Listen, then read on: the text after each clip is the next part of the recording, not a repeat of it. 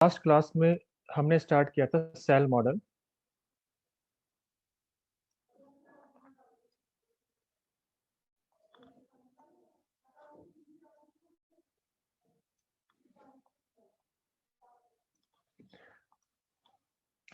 इसमें हमने कहा कि अगर हमने कोई पोटेंशियल लिया, for example harmonic oscillator potential, तो उससे हम सभी मैजिक नंबर्स एक्सप्लेन नहीं कर पाए।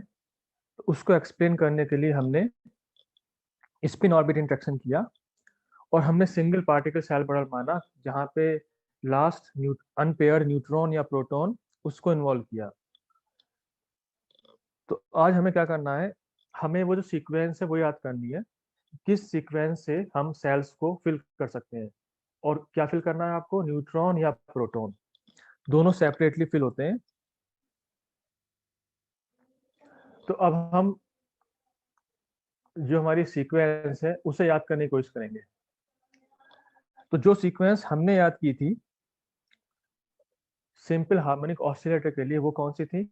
हमने कहा था 1s 1p 1d 1f 1g 1h 1i और लास्टली 1j। उसके बाद हमने कहा कि आप दो रो को स्किप कर दो और यहाँ पे लिखो 2s 2p 2d, इस तरह से। ठीक है, हम जो है 1 जे तक क्यों जा रहे हैं, क्योंकि 1 जे तक अगर आप एक्सपेंड कर दोगे तो आपको 184 लास्ट मैजिक नंबर मिल जाएगा। उसके बाद आपने जो है फिर दो रो स्किप कर दी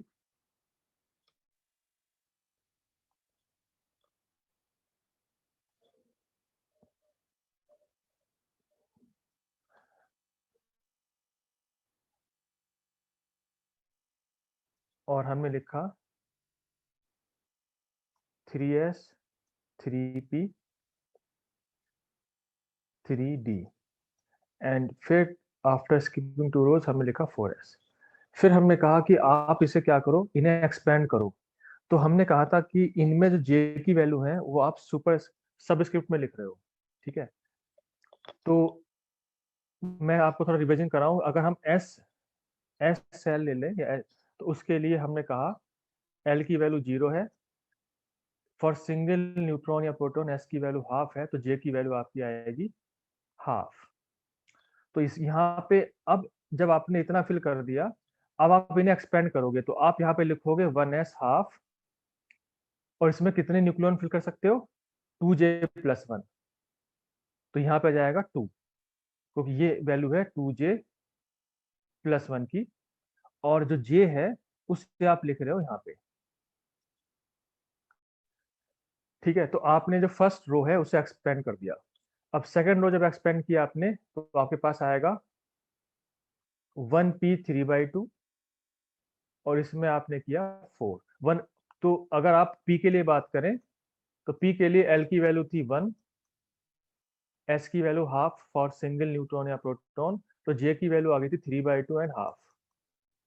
तो यहाँ पे एक आप जो, और हमने ये भी कहा था कि इसमें जो हायर जे है उसे आप पहले फिल करोगे, इसीलिए पहले हमने 3/2 लिखा है और बाद में हम लिखेंगे हाफ।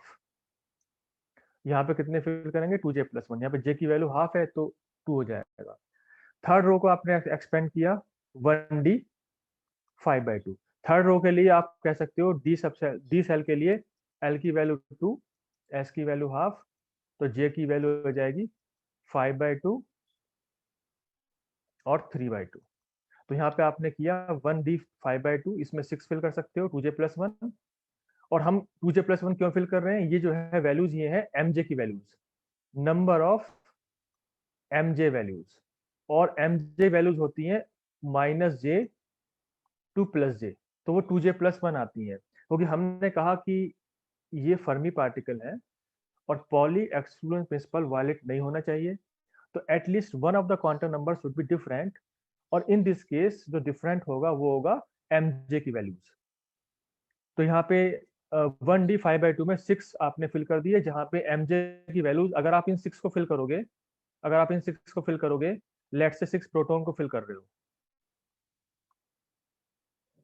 तो हमारे पास j की वैल्यू 5/2 है सभी के लिए, लेकिन mj की जो वैल्यूज आएंगी वो आएंगी 5/2 टू -5/2 विद डिफरेंस ऑफ 1। तो ये आपकी mj की वैल्यूज आ गई।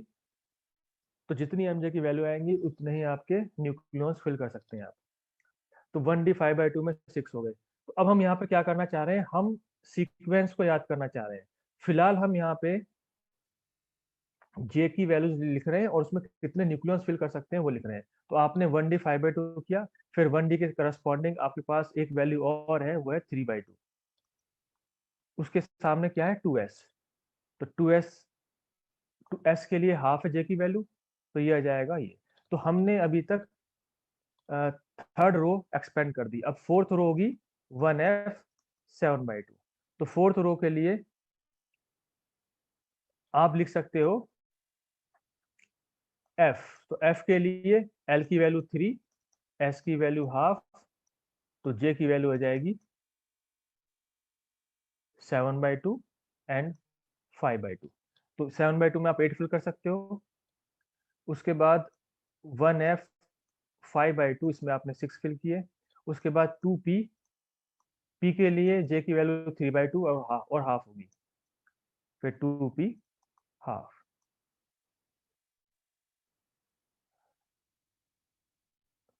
उसके बाद नेक्स्ट रो आप एक्सपेंड करोगे 1g वाली। तो यहाँ पे आएगा 1g। g के लिए जो वैल्यू आएंगी j की, उसी तरह से आप निकाल लेना। तो g की वैल्यू आएगी 9/2। यानी कि आपका जो रो है वो एक ज्यादा से स्टार्ट हो रही है। सबसे शुरू में स्टार्ट हुई थी हाफ, हाफ से रो स्टार्ट हुई, हाफ पे एंड हो गई। सेकंड रो स्टार्ट हुई 3/2 से, हाफ पे एंड हो गई। थर्ड रो स्टार्ट हुई 5/2 से और हाफ पे एंड हुई। तो इसी तरह से करस्पॉन्डिंग रोज जो है आपकी एक ज्यादा से स्टार्ट हो रही है। तो 5/2, फिर 7/2, फिर 9/2, फिर 11/2, इस तरह से आप रो को एक्सपेंड कर सकते हो। तो 1g 9/2, फिर आए 1g 9/2 में कितने फिल कर सकते हो, 10। फिर है 1g 7/2 8। उसके बाद 2d 5/2 6। फिर है 2d 3/2 4।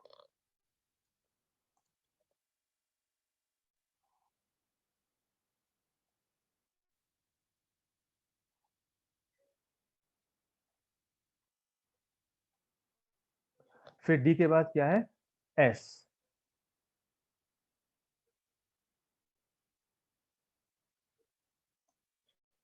तो यहाँ पे आएगा 3s हाफ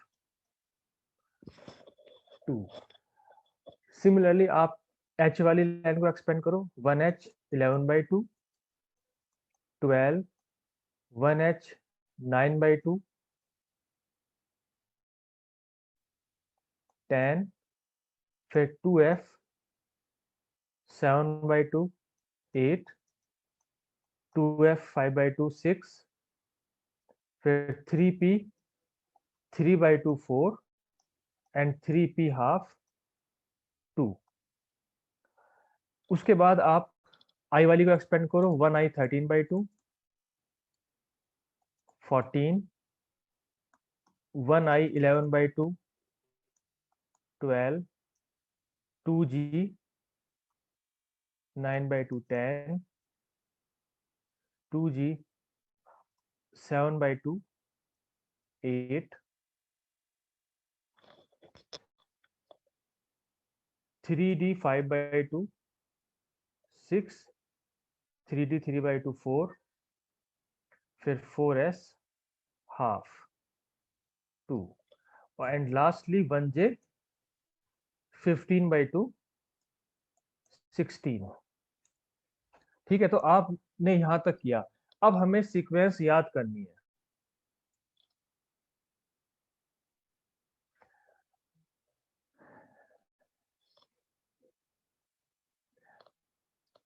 ठीक है, तो आप इसे एक बार लिख लो और यहाँ पे एनालाइज करो।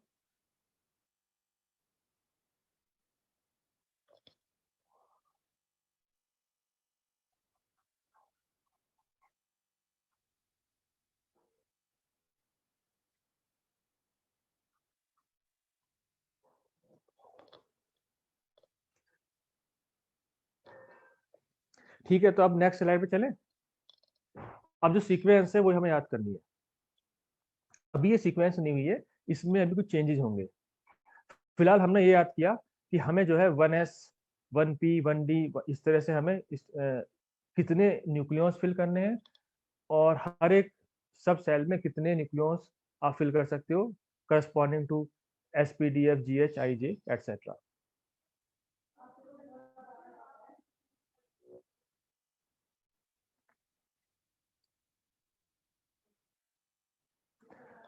तो अब इसी को हम कॉपी कर लें, सेकंड स्लाइड में लिख लेते हैं, इसके आगे स्टार्ट करेंगे।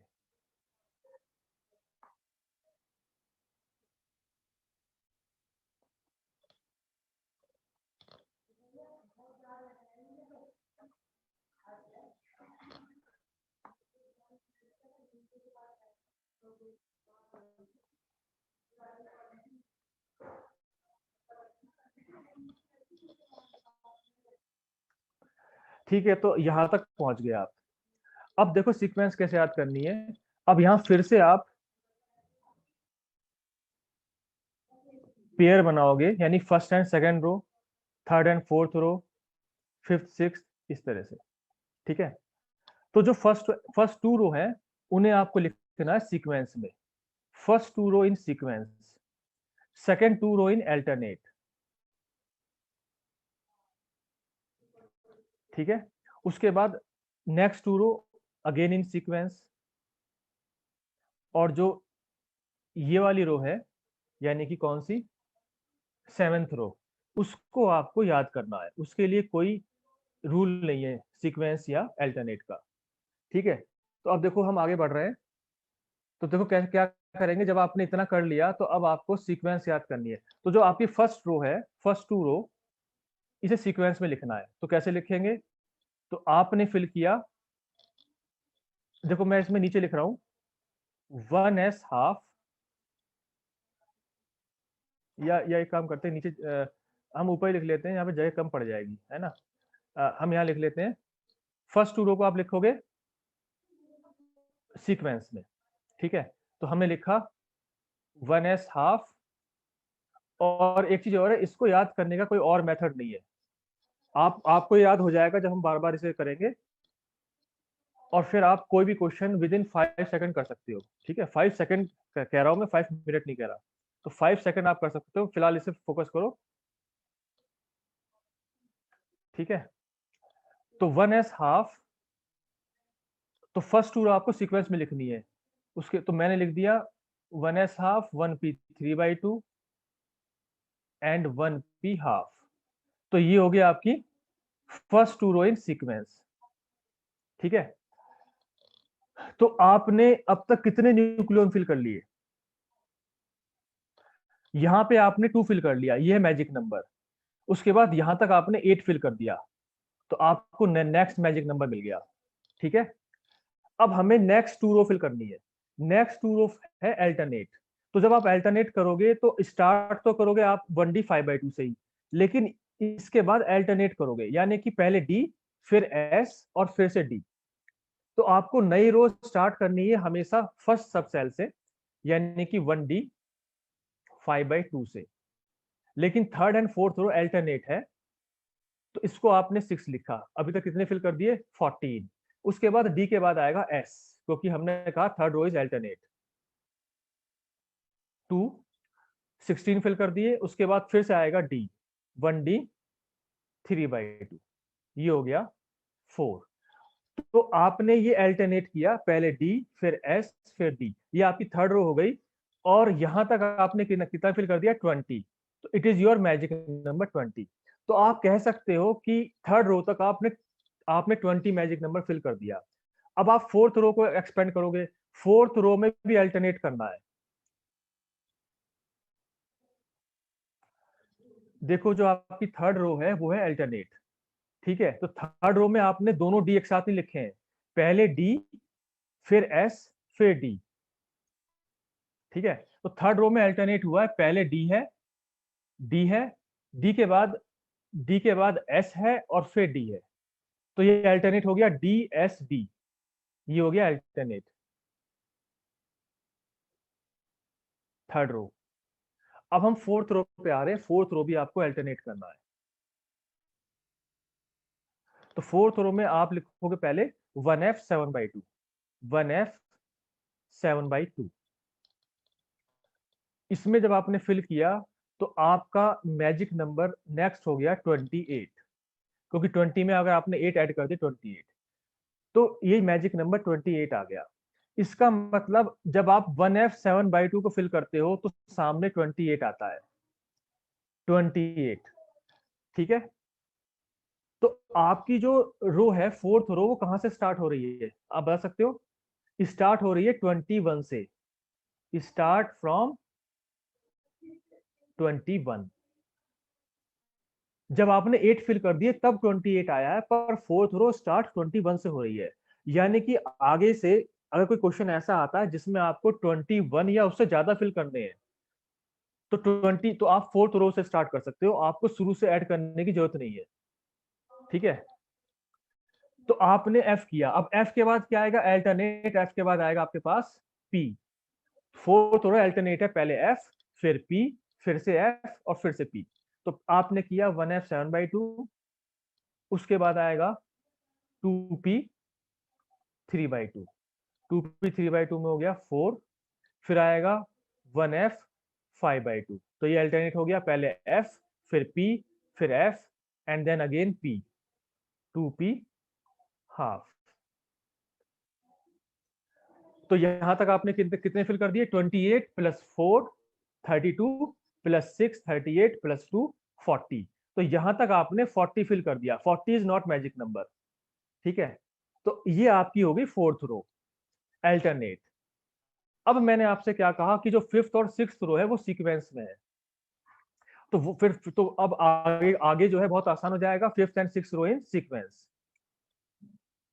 तो अब हम यहां पे लिख रहे हैं फिफ्थ रो, यहां से स्टार्ट करते हैं फिफ्थ रो को। तो फिफ्थ रो आपकी स्टार्ट हो रही है 1g 9/2, 1g 9/2। ये हो गया आपकी फिफ्थ रो। इसे जब आपने 10 फिल किया तो आपका मैजिक नंबर 50 आ गया, मैजिक नंबर 50। तो हम कह सकते हैं कि जो आपकी 50 वाली रो है, जो 50 है वो आपका फिफ्थ रो पे, फिफ्थ रो में आपके 50 आ रहा है। तो फिफ्थ रो स्टार्ट कहां से हो रही है? फिफ्थ रो स्टार्ट हो रही है 41 से, स्टार्ट फ्रॉम 41, 41 से स्टार्ट हो रही है। और जब आपने 10 फिल कर दिए तब 50 आ रहा है, जब आपने फुल्ली फिल किया तो 50 आ रहा है। तो आपको ये याद रहेगा कि अगर आपको 41 या उससे ज्यादा फिल करना है तो आप जो है फिफ्थ रो से स्टार्ट कर सकते हो, आपको शुरू से गिनने की जरूरत नहीं है, तो उससे टाइम बचेगा। ठीक है, तो 50 हो गया। अब हम आगे बढ़ रहे हैं। उसके बाद अब हमें करना है 1g 7/2। तो ये जो फिफ्थ रो ये सीक्वेंस में है, तो इसके आगे आप लिख सकते हो 1g 7/2, 1g 7/2 8। ठीक, इसके बाद आप जो है लिखोगे 2d 5/2 6,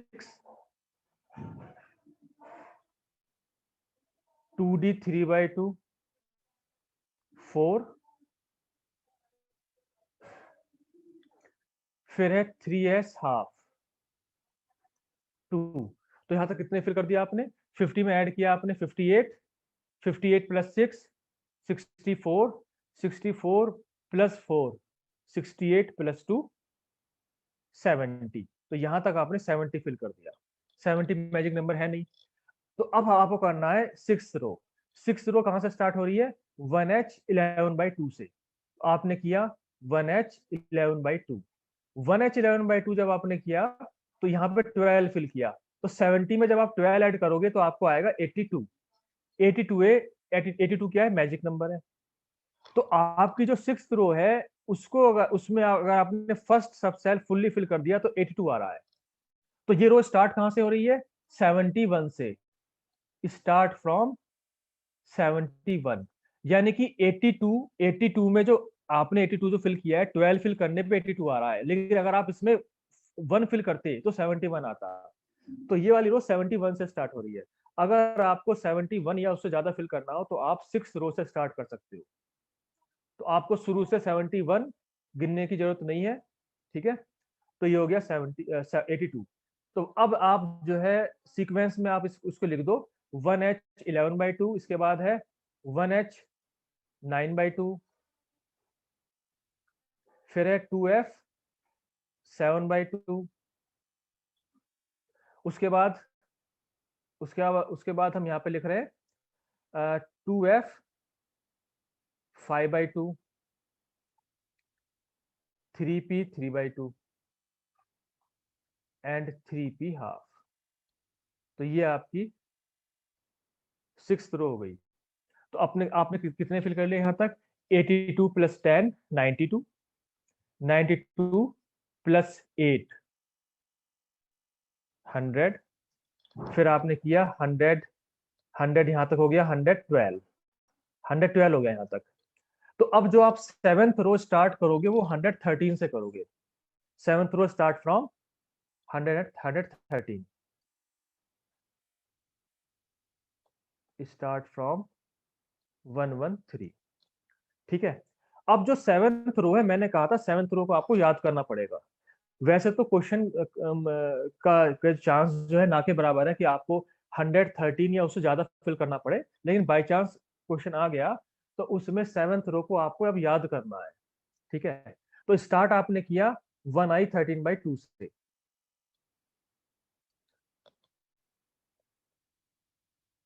1i 13/2, ये हो गया आपके पास 14। तो जब आपने 112 में 14 ऐड कर दिया तो ये नया मैजिक नंबर आ गया 126। तो आप देख सकते हो कि आपकी हर एक रो में जब आप फर्स्ट सबसेल फिल करोगे तो एक मैजिक नंबर बनता है। तो उससे आपको ये याद हो जाएगा कि वो रो कहाँ से स्टार्ट हो रही है। तो 126 में अगर आप 14 सब्ट्रैक्ट करते हो तो आता है 112, उसमें एक ऐड कर दो तो 113 आ गया। तो 113 जो है उससे ये रो स्टार्ट हो रही है। अब मैं आपको इसे याद कराना है मुझे। ये रो ना तो अल्टरनेट है ना सीक्वेंस में है, तो इसे कैसे याद करेंगे?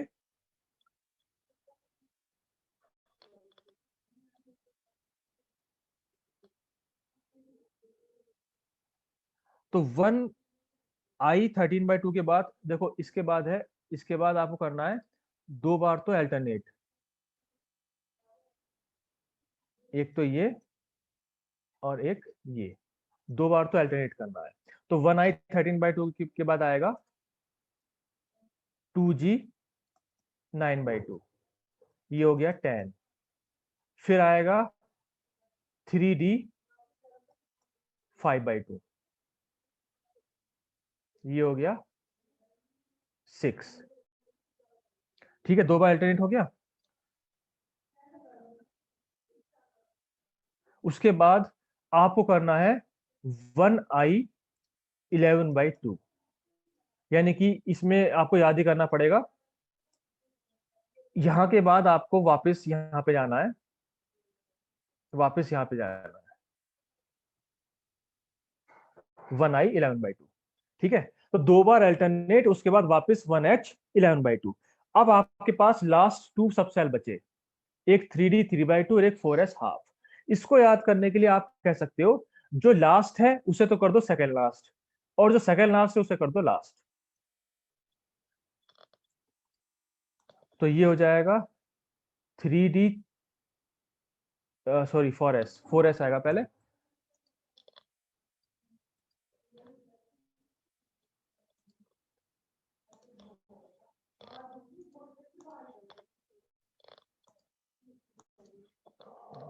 4s हाफ 2 और 3d 3/2 4। तो यहां ये आपकी होगी 7th रो, ठीक है। 7th रो यहां से यहां तक है।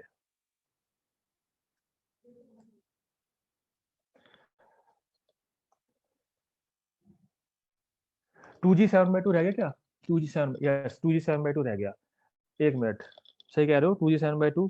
तो ये इसका सीक्वेंस आएगी आपके पास, आपकी यहाँ पे 1i 1i 11/2 के बाद।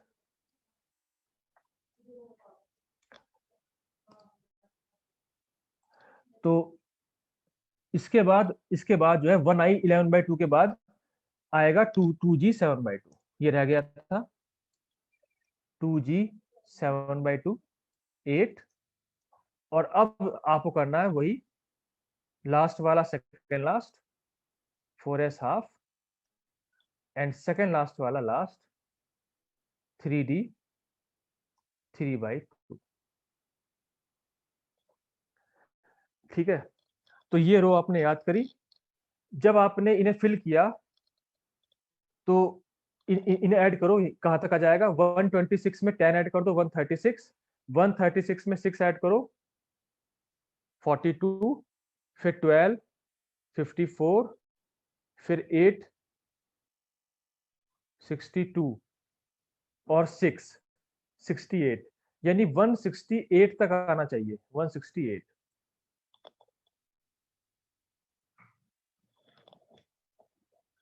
ठीक है, तो जब आप इसके बाद 1j फिल करोगे, जब इसके बाद 1j फिल करोगे तो 168 में 16 ऐड कर दोगे, इसके बाद आपके पास क्या बचा? 1j।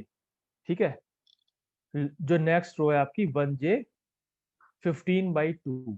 तो इसको जब आप 16 ऐड कर दोगे तो आपके पास आएगा 168 प्लस 16, ये आ जाएगा 184। तो आपका नेक्स्ट मैजिक नंबर 184 यहाँ पे आ जाएगा 184।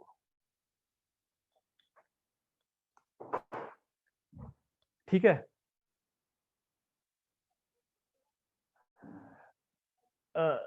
इसमें कोई कह रहा है कि स्क्रीन दिखाई नहीं दे रहा, स्क्रीन मेरे ख्याल से दिखाई दे रहा है ना?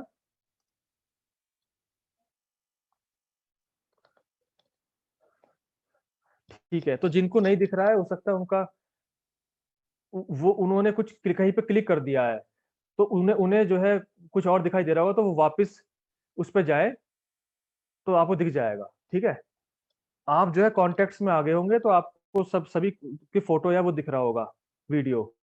स्क्रीन इसीलिए हट गया होगा, तो वापस जाए जाए आपको मिल जाएगा। ठीक है, तो इसको मैं जो है नेक्स्ट रो में फिर से समझाता हूँ आपको। और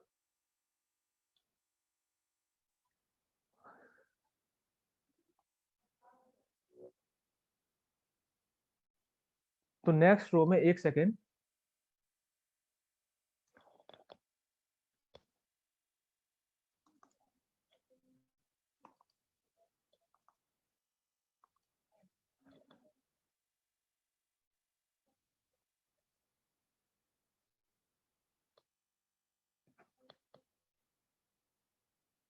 मेरे ख्याल से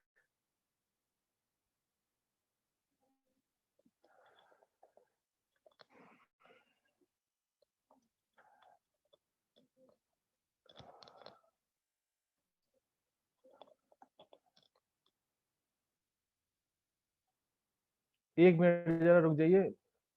अ,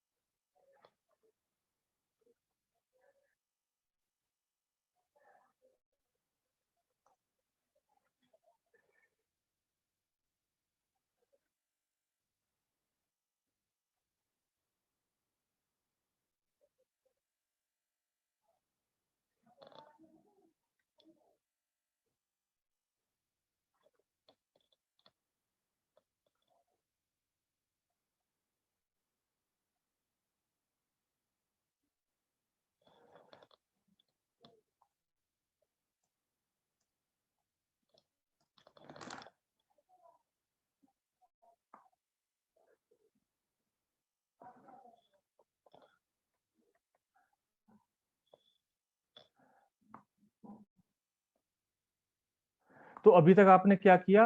अभी अभी तक आपने ये किया।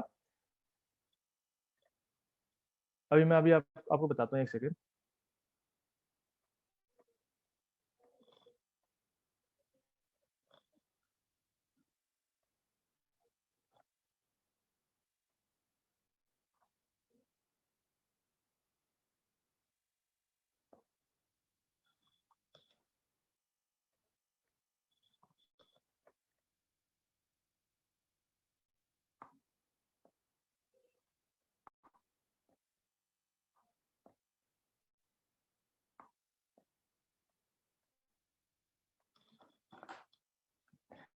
ठीक है, तो आपने क्या किया, सबसे पहले आपने क्या किया, ये लिखा।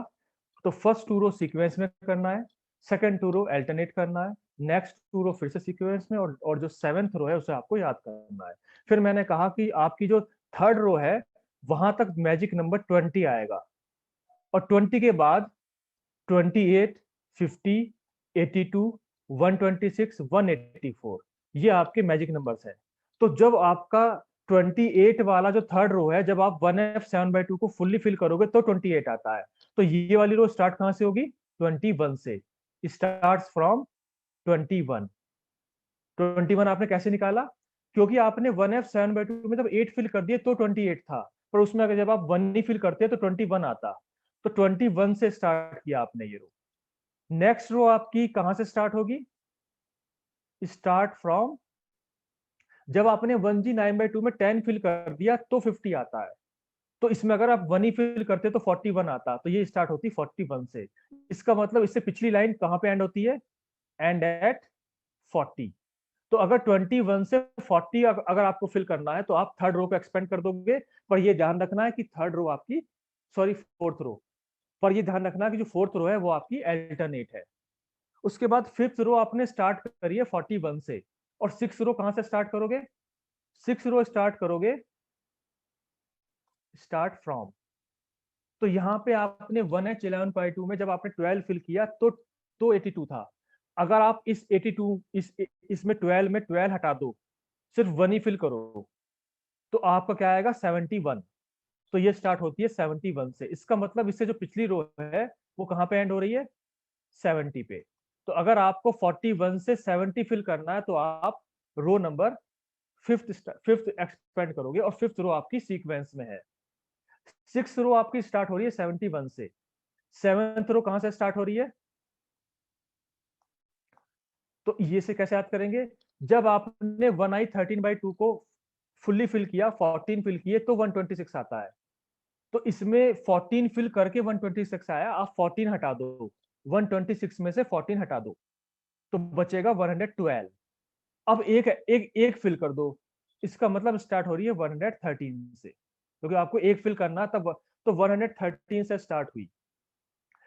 इसका मतलब जो आपकी पिछली रो है, सिक्स रो, वो कहां पे एंड होती है, 112 में। तो अगर आपको 71 और 112 के बीच में फिल करना है तो आपको सिक्स रो को एक्सपेंड करना है।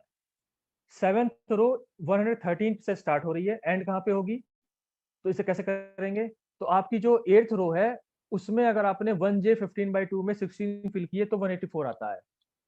ठीक है, तो उसमें अगर आप केवल 1 फिल करते तो ये स्टार्ट कहां से होगी, स्टार्ट फ्रॉम, तो 184 में सभी 16 हटा दो तो कितने आ गए ये, 168। अब इसमें एक ऐड कर दो क्योंकि आपको कम से कम एक फिल करना है, तो ये आ गया 169। तो ये स्टार्ट हो रही है 169 से। इसका मतलब इससे जो पिछली रो है वो एंड हो रही है 168 पे। ठीक है, अब ये सीक्वेंस है ये मैंने आपको करा दिया याद। अब जो हम नेक्स्ट स्लाइड पे चल रहे हैं, अब आप मुझसे ये मत पूछो कि कौन सी लाइन तक इंपॉर्टेंट है, क्योंकि इन्हें याद करना इतना कठिन भी नहीं है। मैंने आपको याद कराया फर्स्ट टू रो सीक्वेंस में, next two alternate, next two sequence. सिर्फ सेवेंथ रो आपको याद करनी थी, और सेवेंथ रो में अब देखो, मैं नेक्स्ट स्लाइड पे चलता हूँ। मैंने आपको सेवेंथ रो, अब देखो यहाँ पे देखो, फर्स्ट टू रो सीक्वेंस में है, आपको मैजिक नंबर 8 तक मिल गया। थर्ड रो आपकी अल्टरनेट है, आपको 20 मिल गया। उसके बाद उसके बाद जो आपकी फिफ्थ रो है वो फिर से आपकी अल्टरनेट है, वो 28 मैजिक नंबर आ रहा है। जो आपकी सिक्स रो है, आप देख लो यहाँ पे अगली दो रो सीक्वेंस में है। ठीक है, तो यहाँ पे देखो साफ साफ लिखा है फर्स्ट टू रो सीक्वेंस, फिर नेक्स्ट टू रो अल्टरनेट, फिर फिफ्थ रो सीक्वेंस, सिक्स रो सीक्वेंस, और जो सेवेंथ रो है लर्न दिस रो। तो कैसे आपने याद किया, पहले तो अल्टरनेट, आई के बाद जी, जी के बाद डी, फिर वापस आई, फिर ये, और फिर यहाँ पे लास्ट एंड सेकेंड लास्ट, और लास्ट में 1j15/2। ठीक है, तो अगर ये याद कर लिया तो अब हम आगे बढ़ते हैं इस सीक्वेंस को। अब हम अगर एनर्जी लेवल डायग्राम बनाए तो हम कैसे फिल करेंगे, न्यूक्लियॉन्स को किस तरह से फिल करेंगे, हम उसका एनर्जी लेवल डायग्राम बनाते हैं। ठीक है,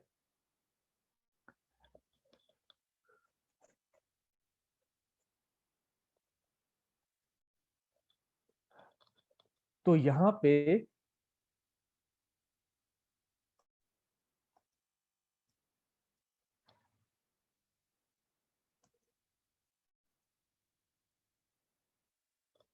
एक मिनट, तो सबसे पहले हमने क्या कहा था कि अगर लैम्डा इक्वल टू जीरो हो, अगर लैम्डा इक्वल टू जीरो हो तो आपका किसके लिए, हार्मोनिक ऑसिलेटर के लिए, तो आपको 1s मिल रहा था। लेकिन जब आपने स्पिन ऑर्बिट इंटरेक्शन कर दिया तो आपको मिल गया 1s हाफ, आपकी जे की वैल्यू आ गई। ठीक है, तो ये तो है आपका harmonic oscillator levels, harmonic oscillator.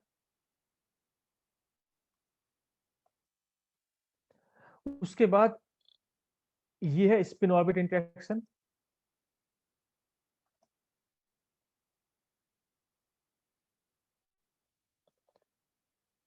अब हम यहाँ पे लिख रहे हैं आपने इसमें कितने फिल कर दिए न्यूक्लियॉन्स, तो यहाँ पे आपने 2 फिल कर दिए।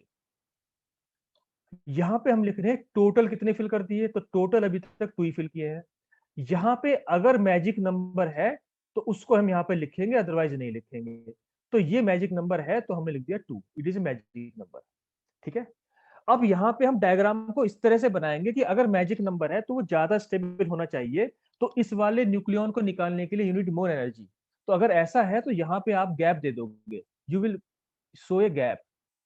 गैप इसलिए दिखाओगे कि ये वाला ज्यादा स्टेबल है, और अगर यहाँ पे जो फिल किया आपने न्यूट्रॉन या प्रोटॉन उसको एक्साइट करने के लिए यू नीड मोर एनर्जी, तो यहाँ पे आपने गैप दिखाया।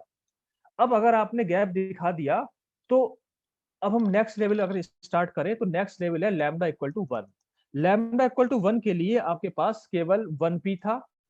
जब आपने स्पिन स्पिन ऑर्बिट इंटरेक्शन किया तो आपके पास आया 1p 3/2 और 1p हाफ।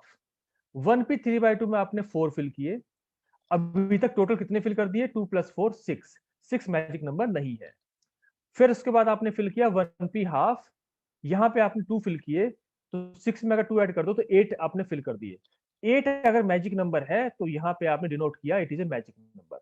अगर मैजिक नंबर है तो ये वाले न्यूक्लियॉन ज्यादा स्टेबल होंगे, तो इनको फिल करने के लिए यूनिट मोर, इनको एक्साइट करने के लिए यूनिट मोर एनर्जी। यहाँ पे आपने फिर से गैप दिखाया। गैप इसलिए दिखा रहे हैं कि इससे एक्साइट करने के लिए यूनिट मोर एनर्जी। उसके बाद है lambda equal to 2, lambda equal to, तो हमने कहा था लैम्डा इक्वल टू 2 के लिए आपके पास 2 वैल्यू आएंगी, एक आएगी 1d और एक आएगी 2s। दोनों के लिए लैम्डा की वैल्यू सेम है, क्योंकि लैम्डा और l और n में रिलेशन था, वो आप लास्ट लेक्चर से देख लोगे। तो 1d, अब आपने क्या किया, अब आप जो है थर्ड रो पे आ गए हो, थर्ड रो अल्टरनेट है। तो यहाँ पे पहले आप करोगे 1d 5/2, 1d 5/2, 1d 5/2 में आपने कितने फिल किए, 6। अभी तक कितने फिल कर दिए, तो 8 + 6 14, 14 इज नॉट मैजिक नंबर। उसके बाद हमने कहा कि ये अल्टरनेट है, तो 1d के बाद आएगा 2s, 2s हाफ। इसमें आपने फिल किए 2, टोटल अभी तक फिल कर दिए 16। उसके बाद अल्टरनेट है तो फिर आएगा d, 1d 3/2, यहाँ पे आपने किया 4। यहाँ पे मैजिक नंबर 20 आ रहा है। तो अगर 20 मैजिक नंबर है तो लास्ट में आप जो है मैजिक नंबर को अलग से लिख रहे हो आप, तो यहाँ पे आपने कह दिया 20 इज ए मैजिक नंबर। अगर मैजिक नंबर है तो यहाँ पे आप दिखाओगे अपने डायग्राम में गैप। ठीक है, उसके बाद हम आगे बढ़ रहे हैं। तो ये थर्ड रो आपकी अल्टरनेट होगी। अब हमारी जो फोर्थ रो होगी वो भी अल्टरनेट है। उसके लिए हमने कहा था कि lambda equal to 3, lambda equal to 3 के लिए हमारे पास क्या है, 1f और 2p, ये अल्टरनेट होंगे। तो पहले तो आएगा 1f 7/2, यहाँ पे आपने फिल किया इसमें 8, 20 और 8 होता है 28, 28 इज ए मैजिक नंबर। अगर ये मैजिक नंबर है तो यहाँ पे गैप आएगा, फिर से ये हो गया गैप। उसके बाद आपका नंबर आएगा 2p ओके, हमने कहा था अल्टरनेट है, ये फोर्थ रो है अल्टरनेट, तो यहाँ पे आएगा 2p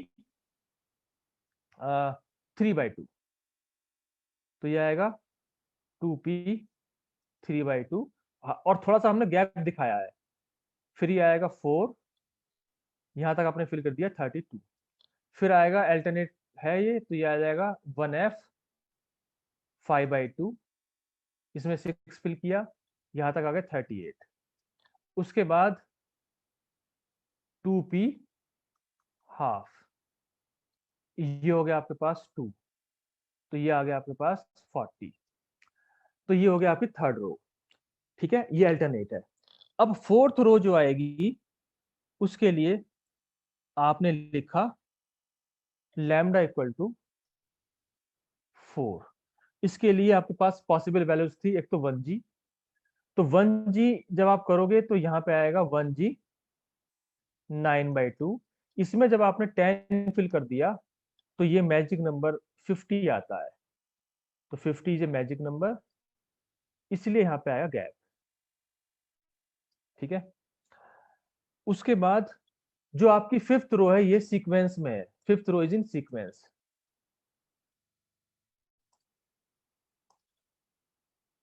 तो ये हो गया 1g 9/2, फिर आएगा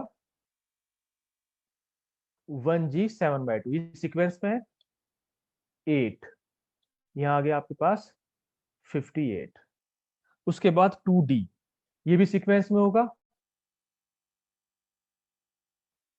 2d 5/2 6 64, फिर 2d 3/2 4 68, फिर आएगा लास्ट में 3s, और ये होगा 3s हाफ, इसमें 2 और यहाँ पे 70, और उसके बाद अब नेक्स्ट रो आएगी 1h वाली, तो यहाँ पे मैं सिर्फ ये लिख रहा हूँ 1h, और यहाँ पे आएगा 1h 11/2, जिसमें आपने 12 फिल किया तो आपका मैजिक नंबर 82 आ जाता है, and 82 is a magic number, इसमें आप इसके बाद आप गैप दे दोगे, गैप, तो इसके इसके आगे आप अपने आप फिल कर सकते हो, और या बुक में भी आपको मिल जाएगा, नेट में मिल जाएगा, तो अल्टीमेटली इस तरह से आपने फिल किए न्यूक्लियस। तो यहाँ पे जब आपने गैप दिखाया तो एक तरह से ये सेल्स की तरह एक्ट कर रहा है, this is your first shell, ये सेल की तरह एक्ट कर रहा है, ऐसे मानिए कि ये आपका फर्स्ट सेल हो गया, और फर्स्ट सेल के बाद आपने गैप दिखाया, तो फर्स्ट सेल में कितने न्यूक्लियॉन्स हैं आपके पास, 2 न्यूक्लियॉन्स, ये आपका सेकंड सेल है, एक तरह से सेकंड सेल, सेकंड सेल में कितने न्यूक्लियॉन है, एक तो 8 और एक 6, ये आप सॉरी 8 6 नहीं, ये तो टोटल है, ये तो टोटल है, इससे इधर इधर देखेंगे आप 4 and 2, आपने कितने फिल किए 4 and 2, तो यानी कि इसमें 6 फिल किए, 6 न्यूक्लियॉन्स इस वाले सेल में। फिर थर्ड सेल आपका ये है जिनके गैप्स के बीच में, थर्ड सेल में आपने कितने फिल किए 12 न्यूक्लियॉन्स, तो एक तरह से सेल मॉडल हम इसलिए कह रहे हैं कि ये सेल्स की तरह कर रहा है, आप यहाँ पे फिल करते जा रहे हो, जैसे मान लो आपने फिल किया फर्स्ट सेल में कुछ न्यूक्लियॉन्स, उसके बाद आपने गैप दे दिया, फिर आपने सेकंड सेल में फिल किया कुछ न्यूक्लियॉन्स, फिर आपने गैप दे दिया, फिर आपने थर्ड सेल में फिल किए कुछ न्यूक्लियॉन्स, फिर गैप हो गया, तो इस तरह से हमारा सेल मॉडल एक्ट कर रहा है। ठीक है, तो अब हम कैलकुलेशंस पे आते हैं कि सेल मॉडल से हम किस तरह से स्पिन पैरिटी निकाल सकते हैं। ठीक है, आज हमने क्या सीखा, फिलहाल हमने ये सीक्वेंस याद करी, अगर हमें सीक्वेंस ही याद नहीं हुई तो आप एक भी क्वेश्चन नहीं कर पाएंगे, चाहे आपका डायपोल मोमेंट निकालना हो, चाहे आपका क्वाड्रुपल मोमेंट निकालना हो, सभी के फॉर्मूले इन टर्म्स ऑफ स्पिन होता है, और अगर आप स्पिन किस पे डिपेंड करेगी, इस सीक्वेंस पे, और अगर आप सीक्वेंस याद नहीं कर पाओगे तो आपका क्वेश्चन नहीं हो पाएगा। तो अभी हमने फिलहाल सीक्वेंस याद करने की कोशिश करी, ठीक है, अब हम आगे बढ़ते हैं। तो जो कैलकुलेशंस या प्रिडिक्शंस ऑफ सेल मॉडल है उसे करेंगे। तो अगर आपने ये कर लिया तो हम आगे चलें, ये वाला स्लाइड अगर लिख ली हो तो।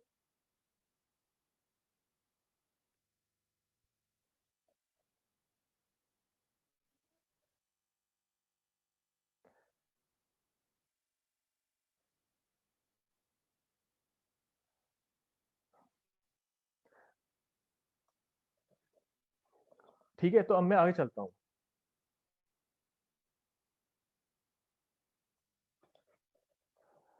जिनकी भी वीडियो है वो वीडियो ऑफ ऑफ कर दें, ठीक है। तो हो सकता है और को डिस्टरबेंस हो रही है, इसलिए वो लोग लिख रहे हैं वीडियो को ऑफ करने के लिए। अब हम आगे चल रहे हैं। तो अब हमें कैलकुलेशन करनी है। ये जो सीक्वेंस है ये हम फिर से रिवाइज कर लेंगे जब हम हर बार क्वेश्चन करेंगे, ठीक है। तो अब हम यहाँ पे लिख रहे हैं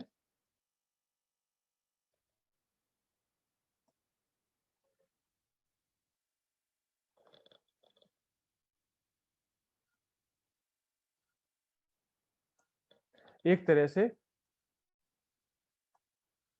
प्रिडिक्शंस ऑफ सेल मॉडल। तो सबसे पहले हम बात करेंगे स्पिन एंड पैरिटी की। Nuclear spin and parity for ground state of nuclear. और मैं आपको बता दूं कि सभी एग्जाम में सेल मॉडल बहुत इंपॉर्टेंट है। मॉडल्स तो इंपॉर्टेंट है ही, उनमें भी लिक्विड ड्रॉप मॉडल और सेल मॉडल बहुत इंपॉर्टेंट है। और आपके जो इस बार अभी जो दिसंबर में वो नवंबर में जो क्वेश्चन जो नेट का पेपर हुआ था उसमें भी सेल मॉडल का क्वेश्चन आया था, बल्कि मॉडल से 2 क्वेश्चन आए थे, ठीक है। तो यहाँ पे हम क्या कर रहे हैं, nuclear spin and parity for ground state of nuclei हम निकालेंगे by the help of shell model. अब मैं आपको पहले ही बता दूं कि न्यूक्लियर स्पिन है क्या। तो ये जो हमने स्पिन वर्ड यूज किया है, स्पिन, एक्चुअली ये स्पिन एंगुलर मोमेंटम नहीं है। हम न्यूक्लियर फिजिक्स में हम टर्मिनोलॉजी स्पिन यूज करते हैं, but it is used for, spin is used for total angular momentum, ठीक है। तो एटॉमिक फिजिक्स में स्पिन का मतलब स्पिन एंगुलर मोमेंटम है, लेकिन न्यूक्लियर फिजिक्स में जो स्पिन कह रहे हैं ये शुरू से यही टर्मिनोलॉजी यूज है। तो स्पिन का मतलब हम यहां निकाल रहे हैं टोटल एंगुलर मोमेंटम, या एक तरह से जे की वैल्यू, ठीक है। और सिंगल पार्टिकल सेल मॉडल ये कहता है कि जो भी जे की वैल्यू लास्ट अनपेयर्ड न्यूक्लियन के लिए ये वो पूरे न्यूक्लियस के लिए हो जाएगी, ठीक है। अब मैं थोड़ा सा आपको आइडिया ये देता हूं कि न्यूक्लियर स्पिन क्या हो सकती है, what can be the possible value of the nuclear spin, या एक तरह से टोटल एंगुलर मोमेंटम। और यहाँ पे हम बात कर रहे हैं ग्राउंड स्टेट की। अभी हम एक्साइड स्टेट की बात नहीं कर रहे हैं, ग्राउंड स्टेट की बात कर रहे हैं, ठीक है। एक्साइड स्टेट में हम बाद में आएंगे, ठीक है। तो यहाँ पे अगर हम कोई न्यूक्लियाई लेते हैं, लेट्स से दिस, तो इसमें जो है आपके पास ए न्यूक्लियॉन्स है। अगर हम अगर हम एलएस कपलिंग की बात करें, जो आपने एटॉमिक पढ़ा होगा, तो अब यहाँ पे हम अगर जे की वैल्यू निकालना चाहें तो कैसे निकालेंगे। तो ट्रेडिशनल मेथड तो क्या है कि हम क्या करें कि हमारे न्यूक्लियस में ए न्यूक्लियॉन्स है, ठीक है। अगर मान लो ए इवन है, अगर ए इवन है, तो आप क्या करोगे, आप पहले सभी की स्पिन निकालोगे। Spin off first nucleon is half, spin off एथ न्यूक्लियन विल बी हाफ। तो सभी की स्पिन हाफ होगी, क्योंकि सभी न्यूट्रॉन प्रोटॉन की हाफ होती है। तो चाहे न्यूट्रॉन हो चाहे प्रोटॉन, स्पिन हाफ होगी, ठीक है। यहाँ पे जो मैंने स्पिन वर्ड यूज किया, यहाँ पे ये स्पिन एंगुलर मोमेंटम की बात हो रही है। लेकिन जो न्यूक्लियर स्पिन जो हम ऊपर लिख रहे हैं वो हमारा टोटल एंगुलर मोमेंटम है। तो हम ये देखना चाह रहे हैं किसी भी न्यूक्लियस में जिसमें मास नंबर इवन है, उसके लिए स्पिन की वैल्यू या टोटल एंगुलर मोमेंटम की वैल्यू क्या हो सकती है। तो यहां से जब आप रिजल्टेंट एस निकालोगे तो क्या आएगा, अगर आपके नंबर ऑफ न्यूक्लियस इवन है तो इनका वेक्टर एडिशन हो जाएगा सबका, सभी स्पिन्स का, और एस की वैल्यू आएगी इंटीजर। अगर क्यों आएगी इंटीजर, क्योंकि आपके नंबर ऑफ न्यूक्लियस इवन है, तो इवन है तो इनका इंटीजर आएगा। ये आपको समझ में आ रहा है? यानी कि अगर आपके पास इवन हो हाफ हाफ तो आपके पास इंटीजर आ गया, लेकिन जैसे ही आपने थर्ड वाला ऐड किया, यानी कि ये नंबर अगर ऑड हो गया तो आपके पास आ जाएगा हाफ इंटीजर। ठीक है, कहने का मतलब ये है कि if number of nucleons are even then total spin will be integer, if number of nucleons are odd then total spin will be half odd integer. तो यहाँ पे अगर ए इवन है तो आपके पास एस की वैल्यू आती है इंटीजर। जब आप एल की वैल्यू निकालोगे तो डिफरेंट एल्स की वैल्यू हमें पता नहीं है, लेकिन जो भी एल की वैल्यू है वो एल की वैल्यू हमेशा इंटीजर होती है। तो जो आपके स्मॉल एल है, L1, L2, L3 ये सभी इंटीजर होंगे। ये सभी इंटीजर होंगे तो चाहे आपके नंबर ऑफ न्यूक्लियॉन्स इवन हो चाहे ऑड हो, कैपिटल एल की वैल्यू हमेशा इंटीजर आएगी। ठीक है, एस की वैल्यू डिपेंड करेगी नंबर ऑफ न्यूक्लियॉन्स इवन है या ऑड है, लेकिन एल की वैल्यू हमेशा इंटीजर आएगी, चाहे आपके नंबर ऑफ न्यूक्लियॉन्स इवन हो चाहे ऑड हो। तो अगर यहां से आप जे की वैल्यू निकालो जो कि वेक्टर एडिशन होता है एल और एस का, और यहां से जे की वैल्यू आती है L minus S to L plus S.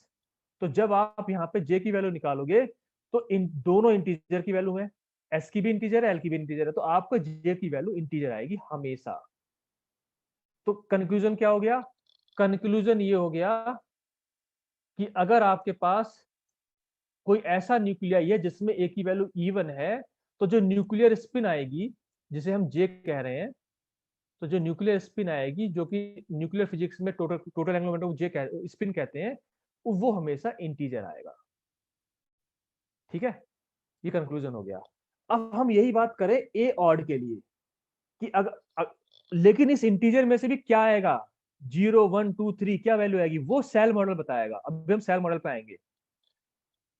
अब हम नेक्स्ट स्लाइड पे चल रहे हैं। अगर हम ये बात करें कि अगर नंबर ऑफ न्यूक्लियॉन्स ऑड हो तो जे की वैल्यू क्या आएगी। ठीक है, तो नेक्स्ट स्लाइड पे चल रहे हैं। अगर मान लो हमारे पास कोई न्यूक्लियाई ऐसा है जिसमें ए हमारा ऑड है, अगर हमारा ए ऑड है तो उससे रिजल्टेंट एस की वैल्यू जो कि S1, S2, S3 का वेक्टर एडिशन होगा, तो आपका S की वैल्यू क्या आएगी, half odd integer if your number of nucleons are odd. L की वैल्यू वेक्टर एडिशन होगा L1, L2 इनका। L हमेशा इंटीजर आएगा क्योंकि आपके स्मॉल l भी इंटीजर होंगे, ये आ जाएगा ऑलवेज इंटीजर। तो यहां से जब आप J की वैल्यू निकालोगे जो कि L minus S to L plus S होगा विद डिफरेंस ऑफ 1, तो ये आपका आ जाएगा हाफ ऑड इंटीजर, क्योंकि इंटीजर और हाफ ऑड इंटीजर का जब वेक्टर एडिशन करोगे तो हाफ ऑड इंटीजर आता है। यहाँ पे हम वर्ड ऑड क्यों यूज कर रहे हैं, ऑड इसीलिए कर रहे हैं कि जब आप हाफ की मल्टीप्लाई करोगे किसी इंटीजर में, पर कौन सा इंटीजर में, जो कि ऑड हो, 1 हो, 3 हो, 5 हो, तो ये ऑड है, इसीलिए मैंने यहाँ पे ऑड वर्ड यूज किया, तो हाफ ऑड इंटीजर। ठीक है, तो जे की वैल्यू आएगी हाफ ऑड इंटीजर, हाफ 3/2 5/2। पर इनमें भी कौन सी वैल्यू आएगी, वो निकलेगा आपके सेल मॉडल से। एक न्यूक्लियस के लिए एक ही वैल्यू आएगी, या तो हाफ या 3/2 या 5/2। ऐसा नहीं हो सकता कि एक न्यूक्लियस के लिए एक से ज्यादा वैल्यू आए, वो आपका सेल मॉडल बताएगा। अभी हमने केवल ये देखा कि हाफ आ सकता है, हाफ ऑड इंटीजर आ जाएगा या इंटीजर आ जाएगा। अब हम आगे बढ़ते हैं, सेल मॉडल से निकालना चाहेंगे। तो अब आपके पास तीन तरह के न्यूक्लियाई हो सकते हैं, इवन इवन, इवन ऑड या ऑड ऑड। तो अब हम सेल मॉडल से निकालेंगे spin parity for ground state of nuclei by shell model. ठीक है, देखो कैसे करेंगे। तो सबसे पहले हम सबसे आसान वाला केस लेते हैं, केस फर्स्ट।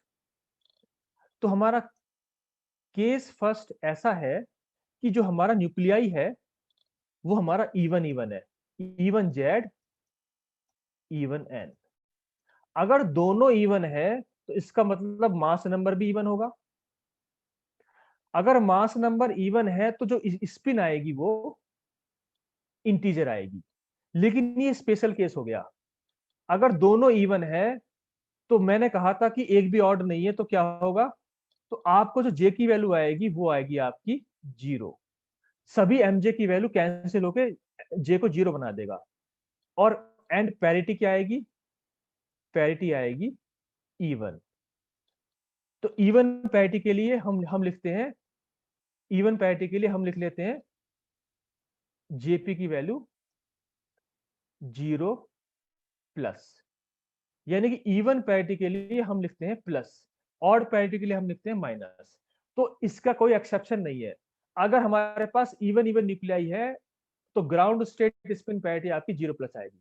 यानी कि अगर आपके पास इवन इवन न्यूक्लियाई है, लेट्स से हमारे पास एग्जांपल है हीलियम 2 4 की, तो यहाँ पे हमने जब फिल किया कि तो आपने क्या किया, 1s हाफ में आपने 2 प्रोटॉन 2 न्यूट्रॉन फिल कर दिए।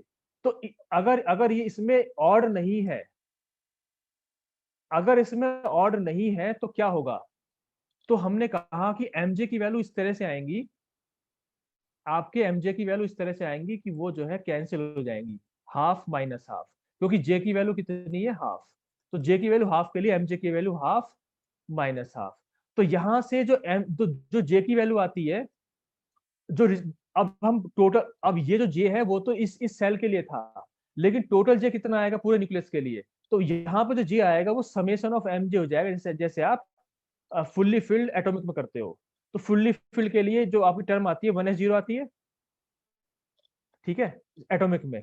इसी तरह से यहाँ पे जब आप फुल्ली फिल्ड करोगे या पेयर बनाओगे, फुल्ली फिल्ड नहीं बल्कि पेयर यहाँ पेयर की बात हो रही है, चाहे फुल्ली फिल्ड ना भी हो, तो जे एमजे की वैल्यू इस तरह से होंगी कि वो कैंसिल हो जाएंगी, तो समेशन एमजे आ जाएगा 0। तो जे की वैल्यू आपकी हमेशा 0 आएगी, ठीक है, और पैरिटी हमेशा इवन आएगी। तो आगे से ये याद रखना है कि आपका इवन इवन न्यूक्लियाई हो। दूसरा एग्जाम्पल आप कह सकते हो ऑक्सीजन 816, तो आप बिना किसी कैलकुलेशन के करे आप कह सकते हो कि JP is equal to 0 plus. यहाँ पे पैरिटी, जो पैरिटी का टर्म है, जो पैरिटी का सिंबल है वो पी भी यूज कर लेते हैं, और कहीं कहीं पे पाई भी यूज कर लेते हैं, जे पाई। ये जो पाई है ये भी सिंबल ऑफ पैरिटी है, तो पाई की जगह भी आप पैरिटी की जगह पाई लिख सकते हो, तो 0 प्लस, प्लस का मतलब इवन पैरिटी, ठीक है। तो ऑक्सीजन 16 के लिए भी ये हो गया। अब हम आगे बढ़ते हैं, अब दूसरा केस लेते हैं, ठीक है। हमने क्या कहा, सिंगल पार्टिकल सेल मॉडल में अगर एक भी आपका ऑड, एक भी अगर आपका अनपेयर्ड नहीं है, तो आपका जो पैरिटी होगी वो इवन होगी, और आपका जो स्पिन होगा वो 0 होगा। स्पिन का मतलब टोटल एंगुलर मोमेंटम। अब हम बात करेंगे केस नंबर सेकंड की।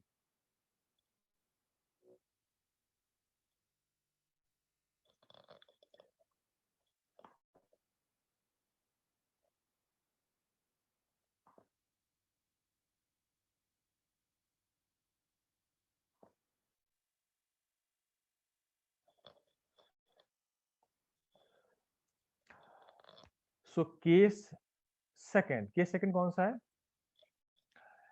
केस सेकंड ऐसा है कि जिसमें एक ऑड है और एक इवन है, इवन जेड ऑड एन, या ऑड जेड इवन एन,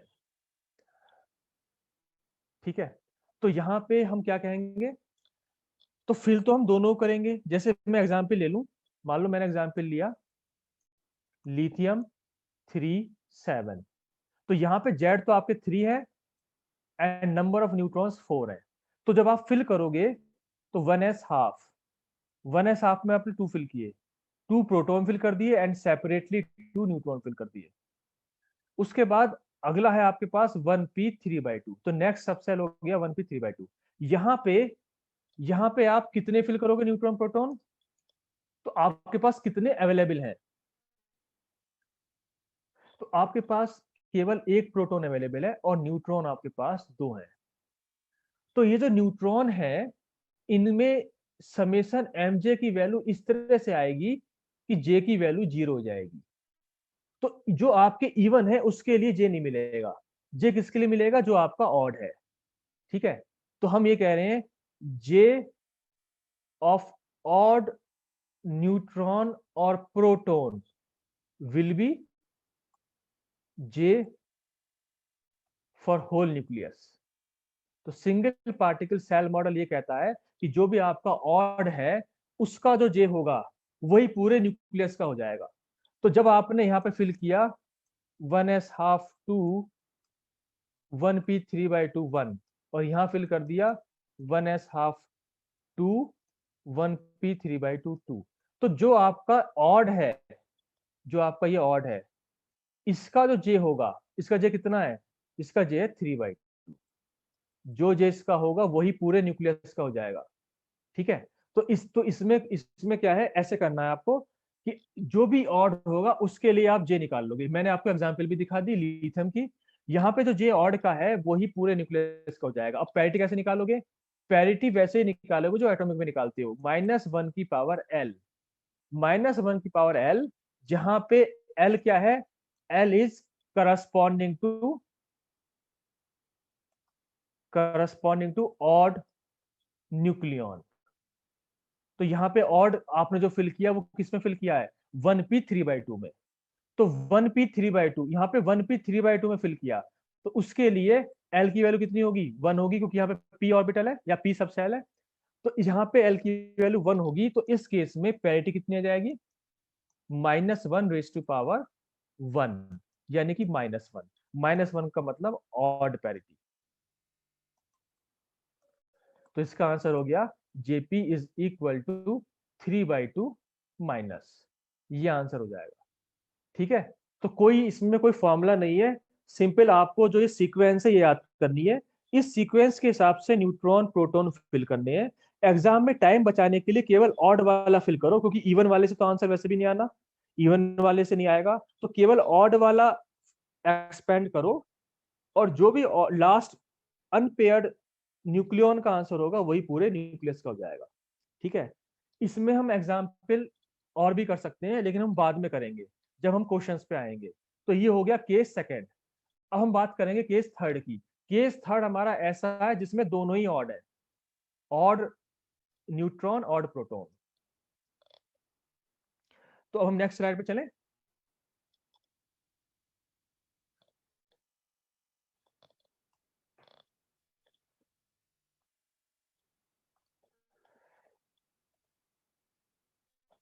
अब केस थर्ड है हमारे पास, जहां पे हमारे पास है, और एक चीज मैंने और देख लो आप यहाँ पे, ये आपका 3/2 आया है। 3/2 आया है, तो ये क्या हो गया, हाफ ऑड इंटीजर हो गया। ये हाफ ऑड इंटीजर क्यों आया है, क्योंकि आपका जो ए था इस केस में वो ऑड था। और ए ऑड क्यों था, क्योंकि आपका केस था इवन जेड ऑड एन या ऑड जेड इवन एन। तो अगर एक ऑड होगा दूसरा इवन होगा तो उसका एडिशन हमेशा ऑड होगा। तो अगर आपके पास ऑड मास नंबर है तो जे की वैल्यू हाफ ऑड इंटीजर ही आएगी।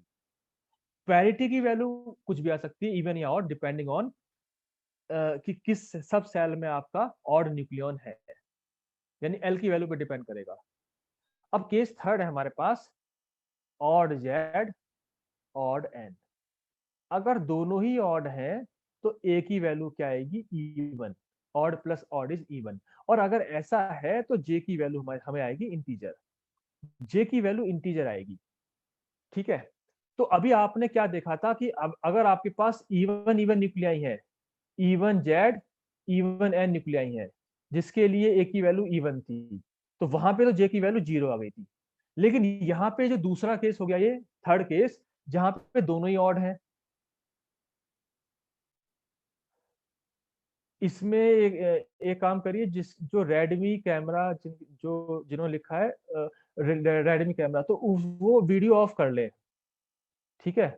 वो हो सकता है पॉपअप हो रहा हो और किसी को डिस्टरबेंस हो रहा हो। ठीक है, हम आगे चलते हैं अब।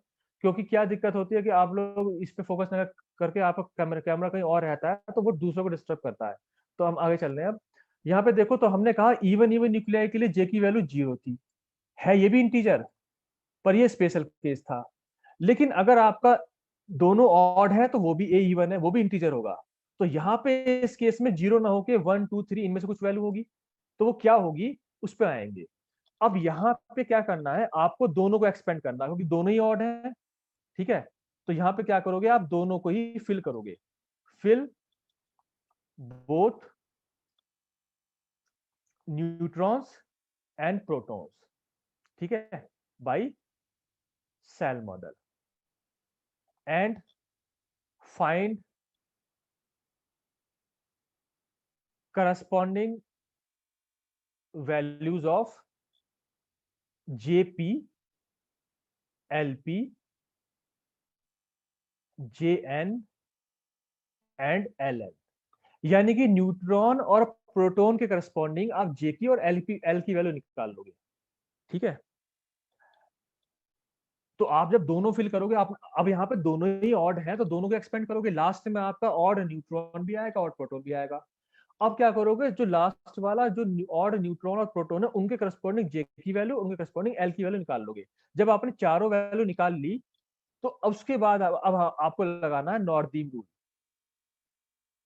नॉर्दीम्स रूल, ये रूल क्या कहता है, अभी आपने J की वैल्यू प्रोटॉन और न्यूट्रॉन के करस्पॉन्डिंग निकाली है, और किसके लिए निकाली है, ये last unpaired neutron and proton, for last unpaired neutron and proton, इनके लिए आपने J को L की वैल्यू निकाल ली। जब ये चारों की वैल्यू निकाल ली तो नॉर्दर्न रूल क्या कहता है कि if JP plus JN plus LP plus LN, अगर इन चारों की वैल्यू ऐड करो और ये आती है अगर ऑड, पहली बात तो इन चारों को ऐड करके इंटीजर आएगा। इंटीजर आएगा क्यों, क्योंकि J की वैल्यूज आपकी होती है हाफ इंटीजर, J की वैल्यू होती है हाफ इंटीजर, क्योंकि J आपके यहाँ पे क्या है, हाफ 3/2 5/2, J की वैल्यू हाफ इंटीजर है, L की वैल्यू है इंटीजर, तो यहाँ पे दो इंटीजर है, दो हाफ इंटीजर है, जब चारों को ऐड करोगे तो इंटीजर आएगा। तो इंटीजर, अब वो जो इंटीजर आएगा वो ऑड भी हो सकता है, इवन भी हो सकता है। तो अब हम ये कह रहे हैं कि अगर चारों की वैल्यू ऑड आई तो आपका जो रिजल्टेंट J आएगा पूरे न्यूक्लियस का वो क्या आएगा, JP प्लस JN। अगर चारों का एडिशन ऑड है तो टोटल जो J की वैल्यू आएगी फॉर द होल न्यूक्लियस वो दोनों का एडिशन आएगा। नॉर्दर्न रूल ये कहता है। और अगर चारों का एडिशन आप करो और चारों का एडिशन करके इवन आया तो J की जो वैल्यू आएगी वो इन दोनों का सब्ट्रैक्शन यानी कि डिफरेंस होगा। और वो डिफरेंस इसीलिए हमने मॉड लगाया, आप JP माइनस JN कर लो या JN माइनस JP कर लो, उसका मॉड करना है, पॉजिटिव के साथ आंसर लिखना है, तो ये आएगा, ठीक है। अब बात करें पैरिटी की, तो पैरिटी क्या होगी, पैरिटी हो जाएगी दोनों पैरिटीज का प्रोडक्ट, -1 की पावर ln इंटू -1 की पावर lp, जो कि आप कह सकते हो -1 की पावर ln प्लस lp। तो जो भी वैल्यू आएगी +1 या -1 वो ऑड या इवन, इससे आंसर आ जाएगा। अब यहाँ पे हम एक एग्जाम्पल कर लेते हैं इसका, ये नॉर्दर्न रूल हो गया ऑड ऑड के लिए, ठीक है। तो यहाँ पे सबसे जो आसान एग्जाम्पल है वो है ड्यूट्रॉन, ठीक है। तो मैं यहीं पे एग्जाम्पल लिख लेता हूं, ये है ड्यूट्रॉन 1H2, ठीक है, हाइड्रोजन का आइसोटोप। तो आपको पता है कि इसमें एक प्रोटॉन है और एक न्यूट्रॉन है और दोनों ही आपके ऑड हैं। अगर दोनों ऑड हैं तो आप यहाँ पे जब फिल करोगे तो 1s हाफ में एक प्रोटॉन फिल कर दिया, 1s हाफ में एक न्यूट्रॉन फिल कर दिया। ये ध्यान रखना एग्जाम में गलती से आप मास नंबर को फिल मत करना, आपको न्यूट्रॉन प्रोटॉन को सेपरेटली फिल करना है, गलती से मास नंबर को फिल नहीं करना है। तो यहां से अब आप क्या करोगे, दोनों ही ऑड हैं तो दोनों के करस्पॉन्डिंग J की और L की वैल्यू निकाल लो। तो जो आपकी J की वैल्यू आएगी करस्पॉन्डिंग टू प्रोटॉन्स वो कितनी आ गई, हाफ, और L की वैल्यू कितनी आ गई लास्ट अनपेयर्ड प्रोटॉन के लिए, S के लिए, S के लिए L की वैल्यू 0। अब J की वैल्यू करस्पॉन्डिंग टू न्यूट्रॉन ये कितनी आ गई, हाफ, ये हाफ आ गई, और L की वैल्यू करस्पॉन्डिंग टू न्यूट्रॉन कितनी आ गई, S के लिए 0। तो चारों की वैल्यू आपने जब निकाल दी, अब आप नॉर्दर्न रूल के लिए क्या करोगे, चारों को ऐड कर दोगे, JP plus JN plus LP plus LN। Simple addition करना है, वेक्टर एडिशन नहीं करना है, सिंपल एडिशन। तो चारों को जब ऐड किया, स्केलर एडिशन किया, तो इनकी वैल्यू कितनी आ रही है 1, और ये क्या आ गई ऑड। तो हमने क्या कहा कि अगर ऑड आता है तो जे की वैल्यू क्या आएगी, दोनों का एडिशन, यानी कि जेपी प्लस जे एन। तो ये वैल्यू आएगी हाफ प्लस हाफ, यानी कि 1। और इंटीजर आना ही है, क्योंकि हमने कहा कि अगर मास नंबर इवन हो तो इंटीजर आएगा।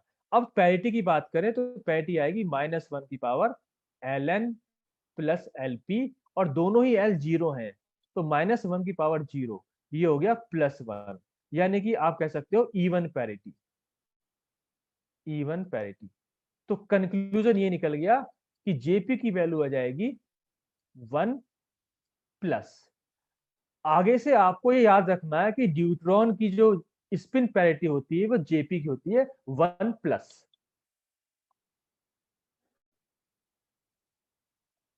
ठीक है।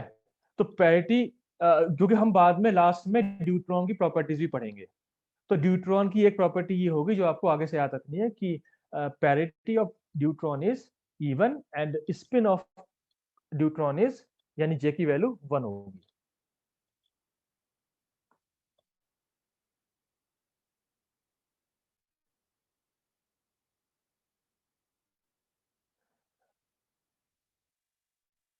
ठीक है। तो यहाँ पे आपने पैरिटी कैसे निकाली, -1 की power L N plus L P, इससे निकली है। एल एन एल पी की वैल्यू 0 है, तो -1 की पावर 0 +1 हो गई। अब हम आगे बढ़ते हैं, तो अब हम कुछ क्वेश्चंस पे आ जाते हैं जो आपकी बुकलेट में है।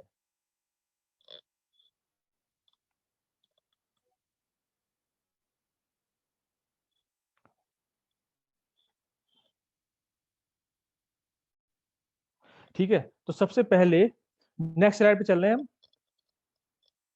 ये 3 पॉसिबल केस हो गए ग्राउंड स्टेट स्पिन पैरिटी निकालने के लिए।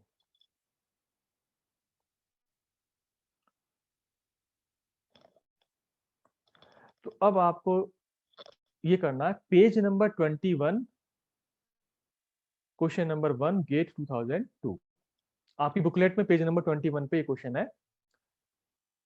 तो अब आपको आंसर बताना है, nuclear spins of carbon 14 and magnesium 25 nuclei are respectively. बताओ क्या आंसर होगा।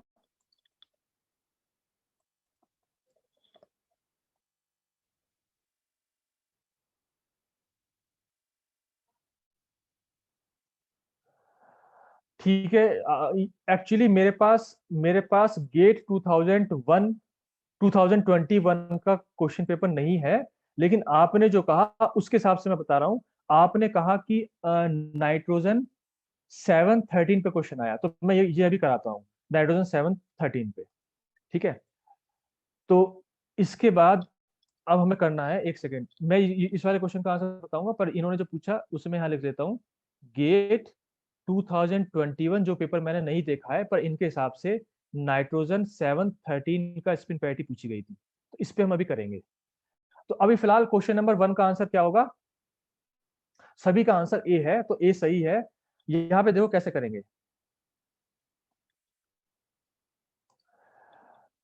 ये जो कार्बन है, ये क्या है, even even even even nuclei. तो इसके लिए तो आएगा आंसर 0, 0 आएगा। इवन इवन है, स्पेशल केस है। इंटीजर आएगा क्योंकि ए इवन है, लेकिन इसका भी स्पेशल केस है, इवन इवन, तो 0 हो गया। और यहाँ पे जो Mg25 है, यहाँ पे ए आपका ऑड है।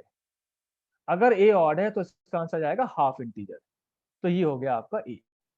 इन्होंने एग्जैक्ट नहीं पूछा है, अगर एग्जैक्ट पूछा होता तो हम सेल मॉडल से एक्सपेंड करके निकाल देते।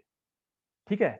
अब आपको ये करना है, गेट 2021 जो आपके हिसाब से क्वेश्चन ये आया था, जो मैंने अभी पेपर देखा नहीं है, लेकिन जो आपने कहा मैं वो बता रहा हूं। तो नाइट्रोजन 713 ये पूछा गया, तो इसकी स्पिन पैरिटी निकालनी है। तो कैसे निकालोगे, तो यहाँ पे आपके जो जेड है वो तो 7 है, और जो आपका एन है वो 6 है। तो हमने क्या कहा कि इसमें जो ऑड है उसको एक्सपेंड कर दो, 7 वाले को एक्सपेंड करो। उसके लिए मैंने आपको याद कराया सीक्वेंस कैसे याद करेंगे, 1p 1s 1p 1d 2s।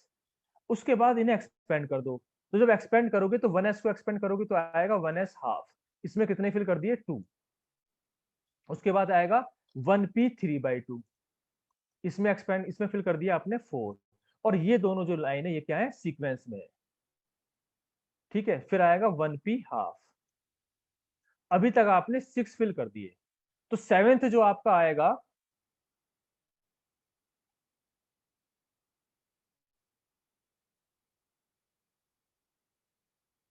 First देखिए बीटा डी के जो फर्स्ट फॉरबिडन है वो तो मैं बीटा डी के में कराऊंगा आपको, ठीक है। तो फिलहाल इसका आंसर देखते हैं क्या आएगा। तो यहाँ पे आपने 6 फिल कर दिए, अब आपको थर्ड रो पे आना है। थर्ड रो स्टार्ट होती है 1d 5/2 से। 1d 5/2 में आप 6 फिल कर सकते हो, पर आपके पास अवेलेबल कितने हैं? अवेलेबल केवल 1 है, क्योंकि 7 फिल करना है आपको। आपने पहले 1s हाफ में 2 प्रोटॉन फिल किए, फिर 1p 3/2 में 4 प्रोटॉन फिल किए, फिर 1p हाफ में 2 प्रोटॉन फिल किए, और फिर 1d 5/2 में आपके पास सिर्फ एक ही अवेलेबल है, तो ये ऑड हो गया। तो इसका जो आंसर होगा, जो भी ऑड वाले न्यूक्लियॉन का होगा वही पूरे न्यूक्लियस का हो जाएगा। तो इसका आंसर हो जाएगा, नहीं मैंने गलत, ओहो मैंने गलत लिख दिया। इस 7th तो यहाँ पे आएगा ना 1p। हाँ, एक सेकेंड, 7th तो यहीं पे आ जाएगा 1p हाफ पे, ये है, ठीक है। 1p हाफ पे 7th आ जाएगा, ये एडिशन गलत हो गया, ये होगा। तो 7th तो यहीं पे आ जाएगा 1p हाफ पे, तो ये हो गया आपका ऑड, ठीक है। तो इसका आंसर हाफ आ जाएगा। तो जे की वैल्यू तो हो गई हाफ, और पैरिटी कैसे निकालोगे? पैरिटी आ जाएगी -1/L, और L जो है फॉर P इक्वल टू 1। तो -1 की पावर 1 यानी कि -1। तो इसका आंसर जाएगा JP equal to half minus, ठीक है। तो ये आंसर आएगा। अब हम आगे बढ़ते हैं। फर्स्ट एक्साइड स्टेट पूछा था, तो फर्स्ट एक्साइड स्टेट में बाद में आऊंगा, अभी अभी मैं फर्स्ट एक्साइड में नहीं करा रहा। फर्स्ट एक्साइड स्टेट फिलहाल के लिए मैं बता दूं आपको। फर्स्ट एक्साइड स्टेट क्या होगा, इससे जो अगला है 1d 1d 5/2, ये वाला न्यूक्लियन यहाँ पे आ जाएगा, एक्साइट हो जाएगा। तो फर्स्ट एक्साइड स्टेट 1d 5/2 आ जाएगा। लेकिन ये फिलहाल मुझे पढ़ाना है, तो अभी फिलहाल हम इस पे ज्यादा डिस्कस नहीं कर रहे। लेकिन अगर आपने कहा कि फर्स्ट एक्साइड स्टेट पूछा था, तो इसका आंसर हो जाएगा इससे अगले वाला, यानी 1d 5/2। तो ये तो हो गया ग्राउंड स्टेट, ग्राउंड स्टेट। और फर्स्ट एक्साइड स्टेट के लिए आंसर है आपका 5/2 प्लस,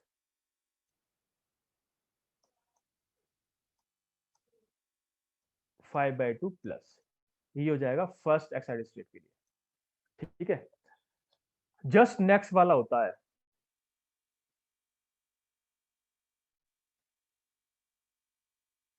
ये फर्स्ट फॉरबिडन आप क्यों कह रहे हो? फर्स्ट फॉरबिडन मुझे नहीं पता क्वेश्चन क्या था, बीटा डीके का था या स्पिन का था, ठीक है।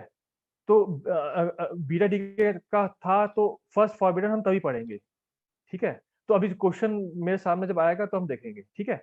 फिलहाल के लिए अभी इतना ही छोड़ते हैं, जब क्वेश्चन सामने आएगा तो हम देखेंगे बीटा डीके में क्या कह रहा है ये, ठीक है। तो अब ये हो गया, अब हम आगे चलते हैं। अब आपको नेक्स्ट क्वेश्चन करना है ये वाला, इसका आंसर बताओ क्या आएगा। द फोर पॉसिबल, और आपका ये है पेज नंबर 3 पे, ये भी पेज नंबर 3 पे है। Four possible configuration of neutrons in the ground state B9 nucleus according to shell model. तो आपको B9 के लिए निकालना है सेल मॉडल के हिसाब से। तो B9 में आप देख सकते हो,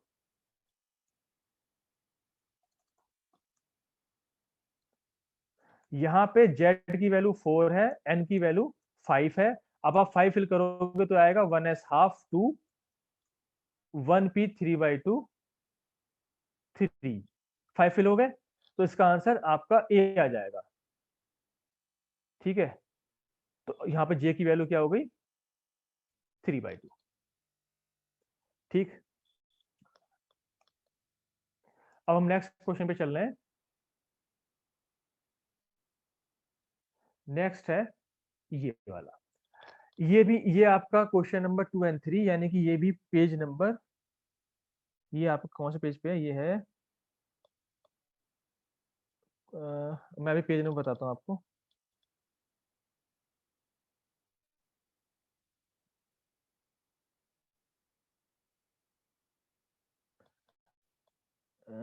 पेज नंबर 21, पेज नंबर 21। ठीक है, यहाँ पे क्या है, कैल्शियम 41। तो कैल्शियम 41 का एटॉमिक नंबर नहीं दिया है, पर कैल्शियम का 20 होता है। ठीक है, तो कैल्शियम का 20 होता है, तो कैल्शियम 20 41। तो यहाँ पे आपका Z की वैल्यू तो 20 है और N की वैल्यू 21 है। अब आपसे पूछा है कि single particle states occupied by last proton and last neutron. Last proton और लास्ट न्यूट्रॉन का आंसर चाहिए, तो आप फिल करोगे 1s 1p 1d 2s। ठीक है, और फिर 1f। तो जब आप 20 को फिल कर रहे हो, z इक्वल टू 20 को, तो इसके लिए क्या जाएगा, 1s half, 1p 3/2, 1p half. आपने फर्स्ट टू रो एक्सपेंड कर दी और ये आपकी सीक्वेंस में है। अभी तक 8 फिल कर दिए। जो आपकी थर्ड रो आएगी वो अल्टरनेट है, 1d 5/2 6, फिर 2s हाफ, ये अल्टरनेट हो गया, और फिर 1d 3/2 4। तो ये आपका क्या आ गया, 20 आ गया। आपने 20 फिल कर दिया, तो आपका जो लास्ट प्रोटोन है, जो आपका 20 प्रोटोन है, वो कहां पे आ रहा है, 1d 3/2 में। तो 3/2 आंसर आपके डी वाला और बी वाला, इन दोनों में से आंसर आएगा। और जो 21st करना है आपको, जो n इक्वल टू 21 करना है, उसके लिए क्या करोगे, उसके लिए यही करोगे 20 तक, और फिर 21st वाला कहां पे आएगा, 21st वाला आएगा आपका 1f 7/2 में। इसमें अगर आप 1 फिल कर दोगे तो 21 आता है, तो 21st वाला आ रहा है 7/2 में। तो ये 7/2 वाला आंसर आपका ये हो जाएगा। ठीक है, तो इससे आंसर इसका तो आ गया डी। डी हो गया। अब क्वेश्चन ये है, क्वेश्चन नंबर 3, इसी का जो सेकंड पार्ट है, ground state spin parity for angular momentum and parity for calcium 41। तो वो किसके हिसाब से आएगा, जो ऑड वाला है, ऑड आपके नंबर ऑफ न्यूट्रॉन है, तो इसका आंसर जो ऑड के हिसाब से आएगा, तो ऑड के हिसाब से जे की वैल्यू, जेपी की वैल्यू हो जाएगी 7/2 माइनस। माइनस क्यों, क्योंकि क्योंकि एल की वैल्यू एफ के लिए होती है SPDF 0 1 2 3। तो पैरिटी की वैल्यू हो जाएगी -1⁻3, यानी कि -1। तो आंसर हो गया 7/2 माइनस। ठीक है, अब हम नेक्स्ट करते हैं, नेक्स्ट पेज पे चलते हैं, नेक्स्ट स्लाइड पे। अब आपको करना है ये वाला क्वेश्चन, ये है गेट 2013। यहां पे आपसे क्या पूछा है, ये है आपका पेज नंबर 22, पेज 22। यहां पे आपसे पूछा है, आपसे कहा है कि जे की वैल्यू L प्लस हाफ है। किसी भी ऑड न्यूक्लियन के लिए S की वैल्यू हाफ होती है, ऑड न्यूक्लियन के लिए। और मान लो L की वैल्यू L है, मतलब L गिवन है किसी भी SPDF के लिए, तो J की वैल्यू क्या पॉसिबल है, L प्लस हाफ या L माइनस हाफ। तो आपको L प्लस हाफ गिवन है कि आपको ये यूज करना है। अब क्वेश्चन ये है कि expectation value of S dot J निकालना है। ठीक है, एक तरह से S डॉट J की वैल्यू निकालनी है। एक्सपेक्टेशन वैल्यू आप यहाँ पे हम एवरेज नहीं करेंगे, सिंपल आपको S डॉट J की वैल्यू निकालनी है। तो ये क्वेश्चन एक तरह से एटॉमिक का हो गया। आपको पता है कि J की वैल्यू होती है L प्लस S। अगर आपको S डॉट J चाहिए, तो जिनके बीच में भी डॉट प्रोडक्ट चाहिए उनको एक तरफ ले लो। तो ये हो जाएगा आपका L equal to J minus S. ये हो गया L equal to J minus S. आपने J और S को एक साथ ले लिया ताकि आप डॉट प्रोडक्ट कर पाओ। तो अब यहां से आ जाएगा L square equal to J square plus S square plus, sorry, minus minus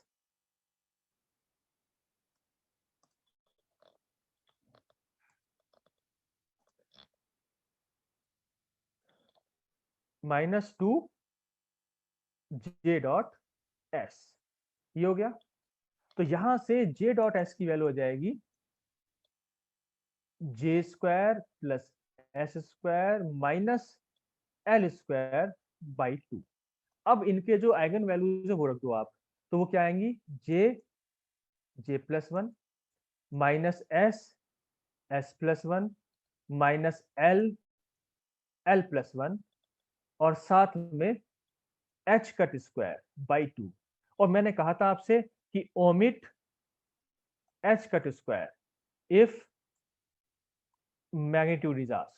तो यहाँ पे एच कट स्क्वायर नहीं है क्योंकि आपको केवल मैग्नीट्यूड निकालना है। तो अब आप क्या करो, अब आपको यहाँ पे क्या करना है, पुट जे इक्वल टू, क्योंकि आप देखो, अब आपको देखो आंसर क्या चाहिए, आपको आंसर चाहिए in terms of J, in terms of J answer चाहिए। तो जे को तो जे रहने दो, जे को जे रहने दो, और आप जो है क्या करोगे, फॉर ऑड न्यूक्लियन एस को तो लिख दोगे हाफ, जे को रखोगे जे, और एल को क्या लिख दोगे, एल को लिख दोगे जे माइनस हाफ। ठीक है, तो एल को जे माइनस हाफ रख दो, जे को जे रहने दो, और एस को हाफ रख दो, और बताओ कितना आंसर आ रहा है।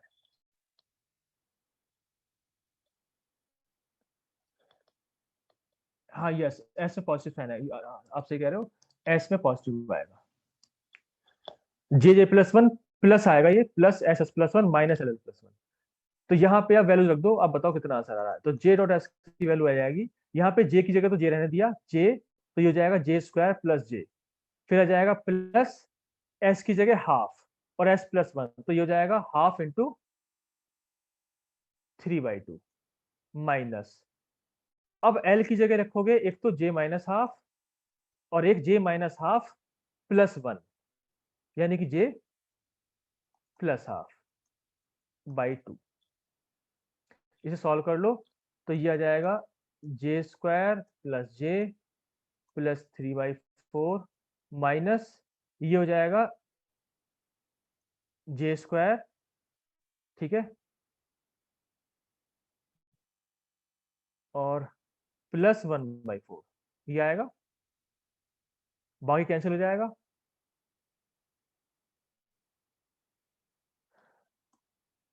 1/2। ठीक है, तो ये जे स्क्वायर कैंसिल, तो ये आ रहा है आपका जे प्लस 1/2, तो बी आंसर आ गया।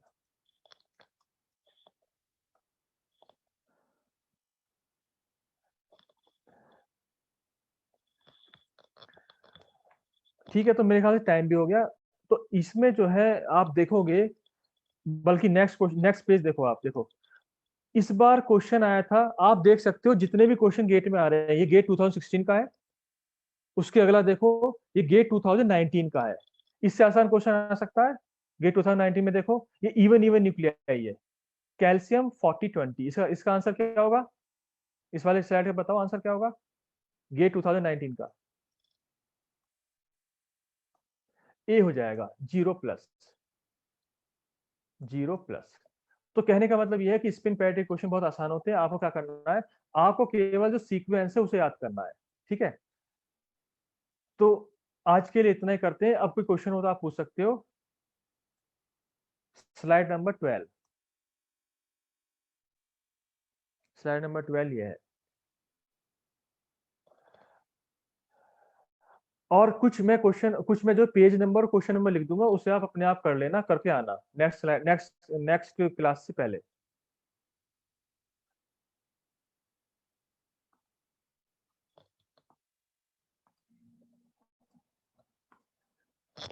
ठीक है, हाँ अब आप पूछ सकते हो। सर आप जो क्वेश्चन बोलते हैं वो हमारी बुक में तो बहुत अलग पेज नंबर पे मिलता है, तो हमें तो बहुत आगे देखना पड़ता है। अच्छा ठीक है, एक काम करते हैं, मैं कोई दिक्कत नहीं है, मैं जो है जो नया वाला जो बुकलेट है वो मेरे पास शायद है नहीं, तो उसमें क्या यस हुआ, सर। तो जो इन्होंने दिसंबर वाले ऐड किए तो उससे पेज नंबर चेंज हो गए हैं, हाँ तो सर, मैं वो, बहुत पेज नंबर्स चेंज हो गए हैं, सारे क्वेश्चंस देखने पड़ते हैं। हाँ तो कोई नहीं, मैं एक काम करूंगा उनसे बुकलेट मंगवा लूंगा, तो फिर शायद ये प्रॉब्लम सॉल्व हो जाएगी। ठीक है, ओके। सर एक नंबर स्लाइड दिखाना। सर जो आप जैसे न्यूट्रॉन एंड प्रोटॉन फिल करते हो सर, वो कैसे किए आपने? जो सीक्वेंस मैंने याद हाँ कराई है सर, उसी इसी स्लाइड सीक्वेंस में से जो आपने फिल किए हैं। उसी सीक्वेंस से प्रोटॉन न्यूट्रॉन दोनों एक ही सीक्वेंस से होते हैं। समझ में आया सर। जैसे 1s 1/2 है सर, इसमें हाँ आपने कैसे फिल किए? दो, इसमें कैसे पता चला कि 2 प्रोटॉन है 2 न्यूट्रॉन है? देखिए, इसके लिए मैंने लास्ट क्लास में कराया था कि एक मिनट, लास्ट स्लाइड ये है। हाँ, तो मैंने आपसे कहा था कि जितना भी जे की वैल्यू है, जे की वैल्यू हम लिख रहे हैं जैसे 1s हाफ में जे की वैल्यू हाफ है, तो उसमें कितने न्यूक्लियन फिल होंगे? जितने एमजे की वैल्यू होंगी। तो जे इक्वल टू हाफ के लिए एमजे की वैल्यू होगी माइनस हाफ से प्लस हाफ, यानी कि दो वैल्यू हो गई। तो एमजे की वैल्यू कितनी हो गई? 2j+1। तो जो भी आपकी जे की वैल्यू है उसमें 2 की मल्टीप्लाई करो, 1 को ऐड कर दो। नहीं तो सर, हाफ, मैंने ये पूछना है कि भाई प्रोटॉन जैसे आपने इसमें 2 फिल किए हैं, ये कैसे पता चलेगा कि इसमें 2 प्रोटॉन है 2 न्यूट्रॉन है? देखो, अभी मैं एक सेकंड, मैं जो है किसी ब्लैंक स्लाइड पे बात करता हूँ। जैसे कि मान लो ये है, मैंने आपको सीक्वेंस याद करा दी कि 1s हाफ को 1s हाफ, 1s हो गया 1p, ठीक है। तो फिर मैंने कहा 1p 3/2, 1p हाफ, ठीक है। तो अब मैंने कहा कि आप न्यूट्रॉन को अलग फिल करोगे, प्रोटॉन को अलग करोगे, तो अब 1s हाफ में कितने फिल करोगे, न्यूट्रॉन या प्रोटॉन?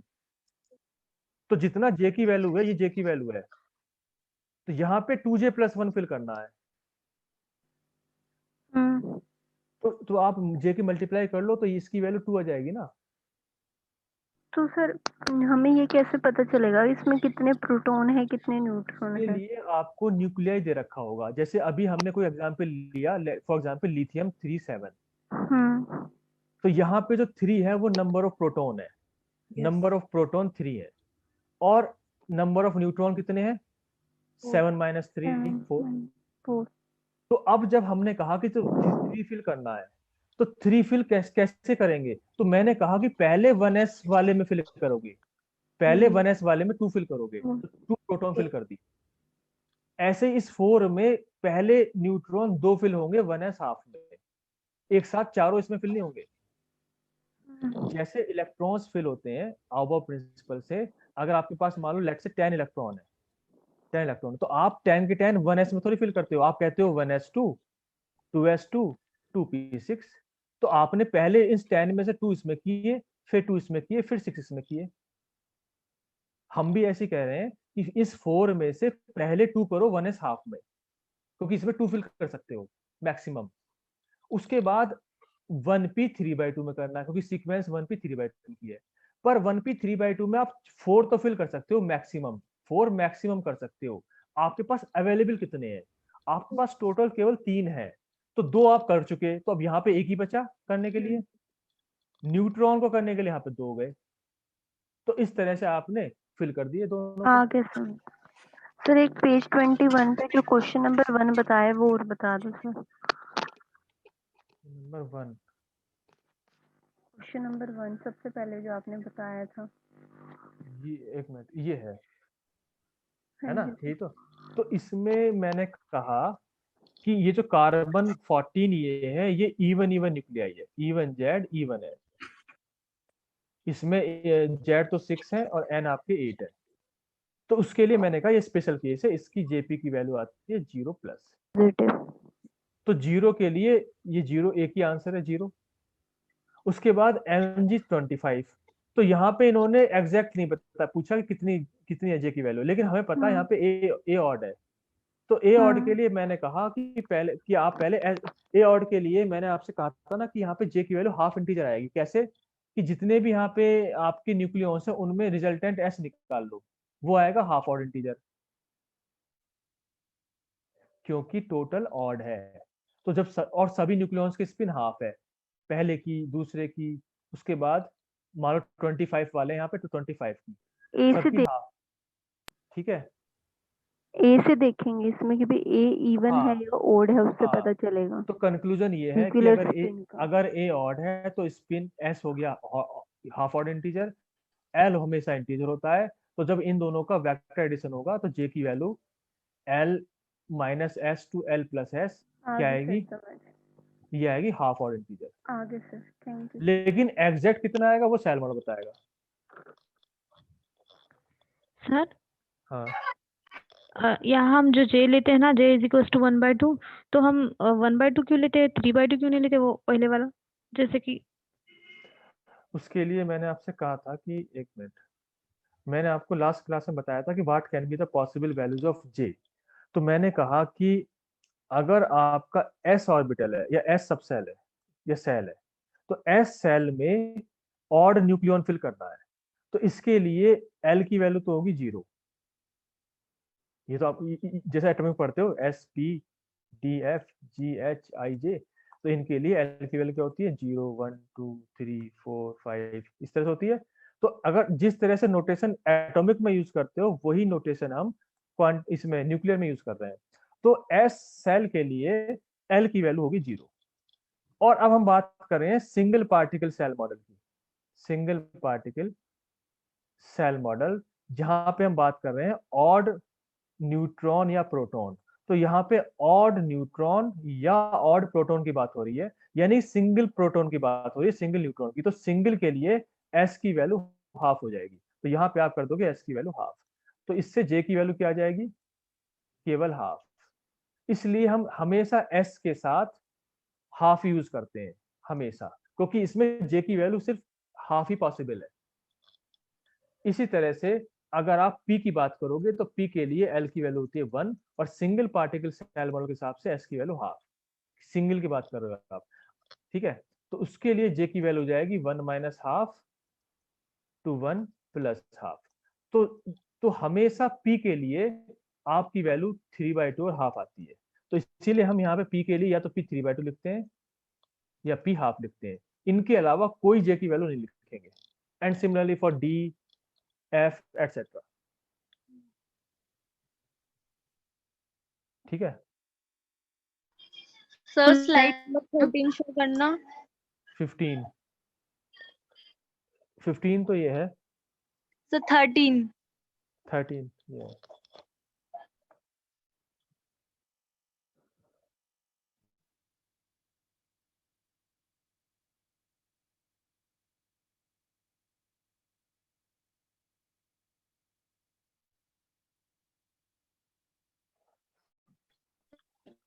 Hello sir.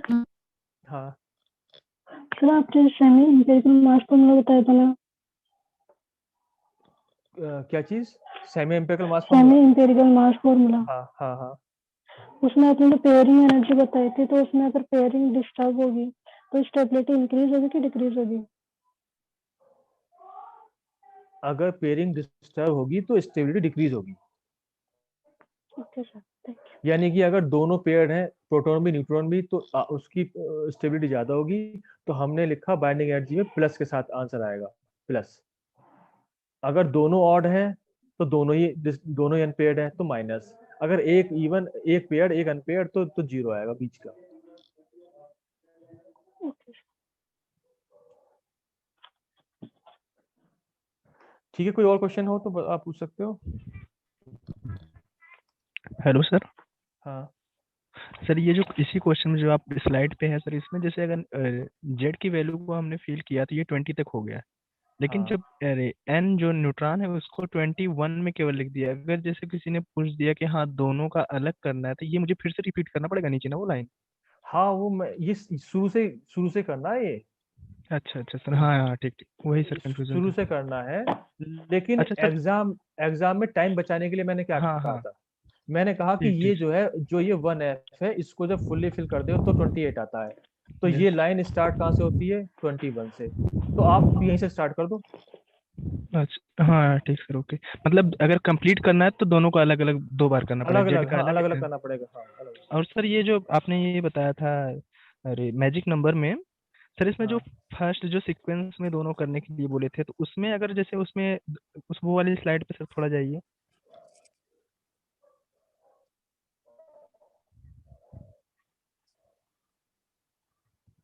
सेकंड किस स्लाइड